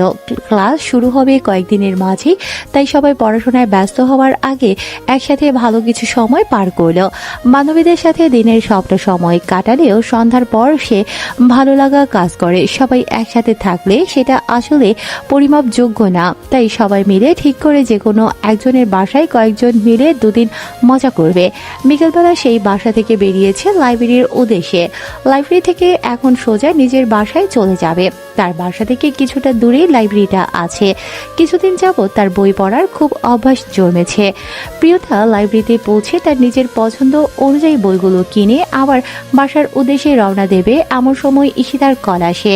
সে তাড়াতাড়ি ব্যাগ থেকে ফোনটা বের করে রিসিভ করে। আসসালামু আলাইকুম আপু, কত দূর আসছো তোমরা? আমরা তো বাসে চলে এসেছি, তুই কোথায়? আমি তো এই যে লাইব্রেরিতে বই কিনতে এসেছিলাম, কেনা হয়ে গেছে, আমি বাসায় আসছি। হ্যাঁ, তাড়াতাড়ি বাসায় আয়। আর হ্যাঁ, শোন তো। হ্যাঁ বলো। তোর কাছে কি টাকা আছে? কেন, কিছু লাগবে তোমার? টাকা থাকলে একটা লাল ওড়না নিয়ে আসিস তো, বউ ওড়না। বউ ওড়না দিয়ে কি হবে? আমারটা খুঁজে পাচ্ছি না, আসার সময় হয়তো ওটা নিয়ে আসিনি। তোর ভাইয়ের বন্ধু ফটোগ্রাফার, ও এখানে আসবে, ভাবলাম কটা ছবি ওঠাবো। বউ সেজে ছবি উঠতে হবে নাকি? হ্যাঁ, ইচ্ছে হচ্ছে। আসার সময় প্লিজ নিয়ে আসিস বোন। আচ্ছা ঠিক আছে, নিয়ে আসছি, কিন্তু তোমার পছন্দ হবে? তোর যেটা ভালো লাগবে সেটা নিয়ে আসবি। তোর পছন্দের উপর আমার ভরসা আছে। এবার যা, একটু দেখে শুনে সুন্দর দেখে বউ ওড়না নিয়ে আয়। সে না হয় নিয়ে আসছি, কিন্তু বাসায় এত হইচই কেন? কোথায় হইচই? আমাদের বাসার খবর শুনে অবনী এসেছে, গল্প করছি বসে সবাই। সত্যি করে বলো তো, কখন এসেছো? আমাকে ছাড়া তোমরা এত মজা কেন করছো? দাঁড়াও, আমি আসছি। আমরা এসেছি সকালেই, অবনীও সকালেই এসেছে। বাহ, সবাই বাসায় সকাল থেকেই আছো আর আমাকে বলনি? তুই তো মজা করতে গিয়েছিস বান্ধবীর বাসায়, তাই আর বিরক্ত করিনি। এখন তাড়াতাড়ি ওড়না কিনে বাসে ফিরাই, সবাই অপেক্ষা করছে। সবাই অপেক্ষা কেন করছে? সবাই কে কে? সবাই মানে আমি, তোর ভাইয়া, অবনী। আসছি, ফোন রাখো। হ্যাঁ, তাড়াতাড়ি চলে আয়। ঈশিতা কল কেটে দেয়। একটুর জন্য সব বলে দিয়েছিল। পাশ থেকে অবনী বড় বড় করে তাকিয়ে আছে। তোর আবার কি হলো? এখনই তো মুখ ফসকে সব বলে দিতে চাচ্ছিলে তুমি। আরে বলিনি তো কিছু, সো লিভ ইট মেরি জান। কিছু বুঝতে পারলে আমাকে একদম সাথ থেকে ফেলে দিতা। আমি কি তোমাকে ছেড়ে দিত? ভাইয়া কি করতো সেটা পরে দেখা যেত, আগে তোমাকে তো ফেলতাম। এই তোমাদের এত কথা কেন? কাজ শেষ করো তাড়াতাড়ি, দেখছো না কত কাজ বাকি এখনো। আপনার বউকে ফরফর করে বেশি কথা বলতে নিষেধ করে দেন ভাইয়া। কেন, সে কি করলো? আরে কিছু বলিনি, কিন্তু এখন নে কাজ কর। আর এই যে শালিকা, প্রিয়তাকে প্রিয়তা বলা বাদ দাও, সে তোমার সিনিয়র। হ্যাঁ, কথাবার্তায় পরিবর্তন আনতে হবে, দেখছি কি করে সম্ভব হয়। একদম সোজা ভাবিতেই চলে যাবো ভাবছি। অপরের কথায় সবাই একযোগে হেসে ওঠে। তাদের হাসির শব্দে অন্য পাশে থাকা একজন তাদের দিকে এগিয়ে আসে। কি হচ্ছে এখানে? তেমন কিছু না ভাইয়া, কাজের মাঝে বিনোদন হচ্ছে, তবে ফাঁকি কিন্তু দিচ্ছি না। আর হ্যাঁ, নিজে তো ভুল করে বউ ওড়না নিয়ে আসেননি, প্রিয়তাকে কিন্তু বউ ওড়না নিয়ে আসতে বলেছি। বউ কি না নিয়ে আসবে বউ ওড়না? আপনি যেমন নিজের কাজ সম্পূর্ণ করতে পারেননি, বাকিটা বউ নিজে করবে, বা না জেনে বুঝে। বেচারি। আচ্ছা, শাড়িটা ঠিক মতো রেখে এসেছেন, আর চিরকুট? হ্যাঁ, রেখে এসেছি বিছানার উপর। আচ্ছা, এবার চটপট কাজ শেষ করি আমরা। হ্যাঁ, চিন্তা নেই ভাই, সব হয়ে যাবে। আপনারা না থাকলে এত কিছু করতামই না। জানি তো, কাজী নিয়ে এসে কবুল বলে নিয়ে যেতেন। একমাত্র শালিকা বলে কথা, এমনি এমনি এত নিরামিষভাবে কিভাবে যেতে দেই? বেচারি অবাকের চরম পর্যায়ে চলে যাবে। সবাই কাজ করার পাশাপাশি মজা করতে থাকে। সারপ্রাইজ পেতে যেমন ভালো লাগে, তেমন সবাই মিলে কাউকে সারপ্রাইজ দেওয়ার কাজ করতেও ভালো লাগে। সবাই মিলে আড্ডা দেওয়ার সাথে সাথে কাজ করতে থাকে। প্রিয়তা বাসায় ঢুকে সোজা রান্নাঘরে চলে যায়, কারণ বাসায় ঢুকেই রান্নাঘর থেকে দারুণ গন্ধ পাচ্ছিল। রান্নাঘরে গিয়ে দেখে তার মা আর ফুপু রান্নায় ব্যস্ত। রান্নাঘরে ঢুকেই প্রিয়তা তাদের সালাম দেয়। দুজনেই একসাথে সালামের জবাব দেয়। ফুপিও এসেছো? হ্যাঁ, কেন আসতে পারি না তোদের বাড়ি? আমি কি সেটা বলেছি নাকি বলো? আমি বাসায় নেই আর সবাই বাসায় এসে মজা করছো, নানা রকম রান্না করছো। কি কি রান্না হচ্ছে? সব তোর পছন্দের রান্না হচ্ছে। আজ এত রান্না, গরুর মাংস রান্না হয়েছে? হ্যাঁ হয়েছে, ওটা কমপ্লিট। আমি বোরকা খুলে আসছি, আমাকে গরুর মাংসটা দাও প্লিজ। আগেই না, আগে রুমে যা, আমি ঈশিতার অর্ঘনিকে ডেকে দিচ্ছি। কেন? ওরা কোথায় আছে? ওরা সবাই ছাদে আছে। আমিই যাচ্ছি, সমস্যা নেই। না, এখন তোমার ছাদে যাওয়া হবে না। কেন? কারণ আছে তাই। কি করছো তোমরা বলো তো? কি লুকাচ্ছ আমার কাছ থেকে? একটু পর জানতে পারবে সব। যাও এখন রুমে যাও তাড়াতাড়ি। কিন্তু বলবে তো কি হয়েছে? রুমে যাও, সব জানতে পারবে। প্রিয়তাও আর কথা না বাড়িয়ে নিজের রুমের দিকে চলে যায়। মিসেস বেলা রান্নাঘর থেকে ছাদের দিকে যেতে থাকে। ঈশিতা আর অবনীকে ডাক দিয়ে প্রিয়তা রুমে ঢুকে বইগুলো রেখে বোরকা খুলে বিছানার দিকে আসতেই দেখে সেখানে একটা টকটকে লাল রঙের একটা শাড়ি রাখা আর তার উপরে একটা কাগজ। প্রিয়তা ভাবে ঈশিতা তো কল দিয়ে বলেছিল বউ ওনা দিয়ে আসতে, তাহলে হয়তো তার শাড়ি এটা, কিন্তু এটা ঈশিতা নিজের রুমে না রেখে তার রুমে কেন রেখেছে? প্রিয়তা শাড়ির উপরে রাখা কাগজটা হাতে নিয়ে ভাঁজ খুলতে থাকে। সেখানে লেখা আছে, এই হবু বিবি সাহেবা, এটা পড়ে জলদি ছাদে চলে আসবেন। বউ সাজবেন, কিন্তু আপনাকে বউ সাজে দেখার ইচ্ছে আর দমিয়ে রাখতে পারছি না। আর এই যে সব সময় মুখ মলিন করে রাখেন সবার চোখের আড়ালে আমাকে দেখেন, এবার আমাকে দেখার অধিকার দিয়ে দেব আপনাকে। বুঝে ফেলেছেন আমি কে, তাই না? বুঝে ফেলারই তো কথা।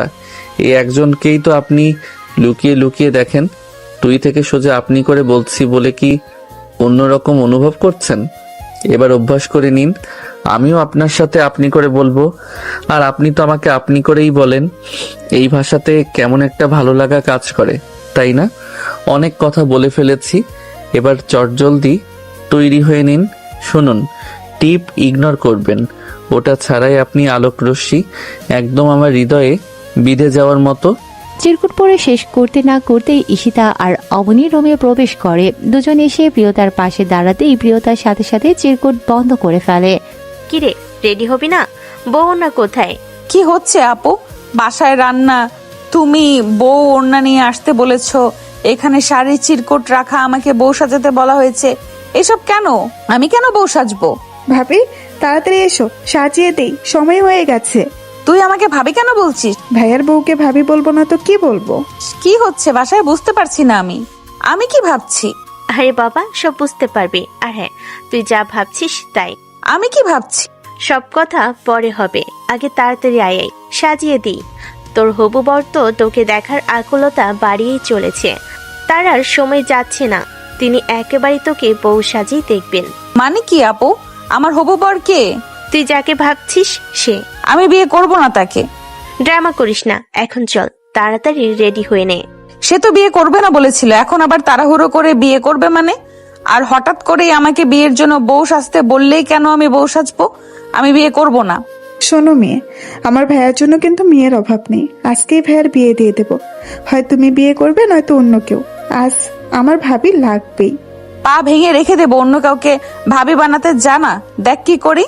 প্রিয়তার কথা শুনে ঈশিতা আর অবনী দুজন হেসে ফেলে। অবনী বলে, তাহলে চুপচাপ রেডি হয়ে নাও, সাথে সবাই অপেক্ষা করছে, কাজী সাহেবও। প্রিয়তার সাথে এমন একটা অবাক করা ঘটনা ঘটবে এটা সে কখনো কল্পনাও করতে পারেনি। ইয়াশকে না পাওয়ার ভয় পেয়েছিল প্রথম যেদিন শুনেছিল ঈশিতার সাথে বিয়ে, দ্বিতীয় দিন আবার ভেতর থেকে ভেঙে গিয়েছিল যখন ইয়াশ তার সাথে বিয়েতে নিষেধ করেছিল। এত কিছুর পরও প্রিয় মানুষকে পাওয়া ভাগ্যের ব্যাপার ছাড়া আর কিছুই না। প্রিয়তাকে সুন্দর করে সাজিয়ে একদম ছাদে নিয়ে যাওয়া হয়। ওখানে সবাই অপেক্ষা করছিল। প্রিয়তা ছাদের চারপাশে তাকিয়ে দেখে ছাদে সবটা সাজানো হয়েছে সুন্দর করে। ছাদের একপাশে বসার জায়গা করা, সেখানে সবাই বসে আছে, সাথে ইয়াশও। সাদা পাঞ্জাবি পাজামাতে তাকে অসম্ভব সুন্দর লাগছে। মুখের দাড়িগুলো যেন আজ তাকে স্বাদ দিচ্ছে আরো সুন্দর দেখাতে। প্রিয়তাকে নিয়ে গিয়ে ইয়াশের পাশে বসিয়ে দেয়া হয়। ইয়াশ চুপচাপ বসেছিল। প্রিয়তাকে পাশে বসিয়ে দেয়া মাত্র তার মধ্যে অস্বাভাবিক কার্য ঘটছে। বারবার কপালের ঘাম মুছছে, সে মাঝে মাঝে বুকে হাত দিচ্ছে। বিষয়টা প্রিয়তাও খেয়াল করছে। আপনার কি খারাপ লাগছে? অন্যরকম ভালো লাগছে। আপনি তো এর আগে অনেকবার আমার পাশে এসেছেন, কিন্তু এরকম অনুভূত হয়নি। কেমন লাগছে? ভীষণ অন্যরকম। খারাপ লাগলে বলুন, আমি বাবাকে বলছি। না না, এরকম লাগতে দিন। এই ভালো লাগার কোনো ডেফিনেশন নেই। এত ভালো লাগা আগে ছিল না কেন? অসময়ে ভালো লাগা লাগতে নেই। আমার সব ভালো লাগা এখন আপনার নামে। আপনার গা থেকে যে সুগন্ধ আসছে এটা পৃথিবীর সেরা সুগন্ধ। এই যে আপনার হাসি হাসি মুখ, এটা আমাকে অসম্ভব স্বস্তি দিচ্ছে। থাক, আর বলতে হবে না। এখন এত মানুষের মাঝে ওনার প্রেম পাচ্ছে। আজ অনেক কথা বলার আছে আপনাকে। আমার সব কথা জানাবো, আমার করে নিয়ে আপনাকে আমার সব জানাবো। আপনি বলাটা অসম্ভব সুন্দর লাগে। আরো অনেক কিছু সুন্দর লাগা বাকি আছে বিবি সাহেবা। এখনো নই। চলুন হয়ে যাক। প্রিয়তা আর কোনো কথা বলে না। কেমন একটা লাগছে তার। সে যা দেখছে এগুলো কি সত্যি ইয়াশ তাকে এসব বলছে? তার কথায় কেন এত ভালোবাসা পাচ্ছে তার? কেন মনে হচ্ছে এই সময়টা থেমে যাক, চারপাশ স্থির হয়ে যাক, চারপাশ জনশূন্য হয়ে যাক, শীতল হাওয়া বয়ে যাক, শুধু সে আর তার প্রিয় মানুষ। জীবনের শ্রেষ্ঠ সময়। আলহামদুলিল্লাহ কবুল। 3 বার বলার মাধ্যমে দুজন নতুন সম্পর্কে আবর্তন করে। এই শব্দটা যেন সাথের মানুষের প্রতি ভালোবাসা আরো কয়েকগুণ বাড়িয়ে দেয়। প্রিয়তা আর ইয়াশও যেন একে অপরের প্রতি আরো টান অনুভব করে। এই অনুভূতি প্রকাশ করার জন্য হাজার শব্দও যেন কম পড়ে যাবে। ইয়াশ প্রিয়তার দিকে হাত বাড়িয়ে দেয়। প্রিয়তাও ধীরে ধীরে ইয়াশের হাতে হাত রাখে। ইয়াশের হাত কাঁপছে। শক্ত করে হাত ধরে নেয় সে। এই প্রথম প্রিয়তমাকে স্পর্শ নিজের করে হালাল করে। এই মানুষ এখন তার, শুধুই তার। মা বাবা ভাই বোন বা বন্ধু বান্ধবের ভাগ হলেও পৃথিবীর এই একটা মানুষের কোনো ভাগ নেই, আর কেউ তার ভাগিদার নয়। দুজন এই প্রথম দুজনের চোখে তাকায়। নিজেদের নতুন পৃথিবী দেখতে পায়, যেখানে আছে শুধু ভালোবাসা আর পূর্ণতা। ভালোবাসার রংধনুর মন্ত মনের আকাশে আষ্টেপৃষ্টে জড়িয়ে রাখুক, এভাবেই পূর্ণতা পাক প্রতিটি ভালোবাসা। সমাপ্ত। গল্পের সমাপ্তি এখানেই। কেমন হলো জানাবেন। আজকে সবার মন্তব্য আশা করছি। গল্পটা আর দীর্ঘ করতে মন চাইছিল না, তাই ভালো লাগা আর ভালোবাসার পূর্ণতা দিয়ে সমাপ্তি ঘটালাম।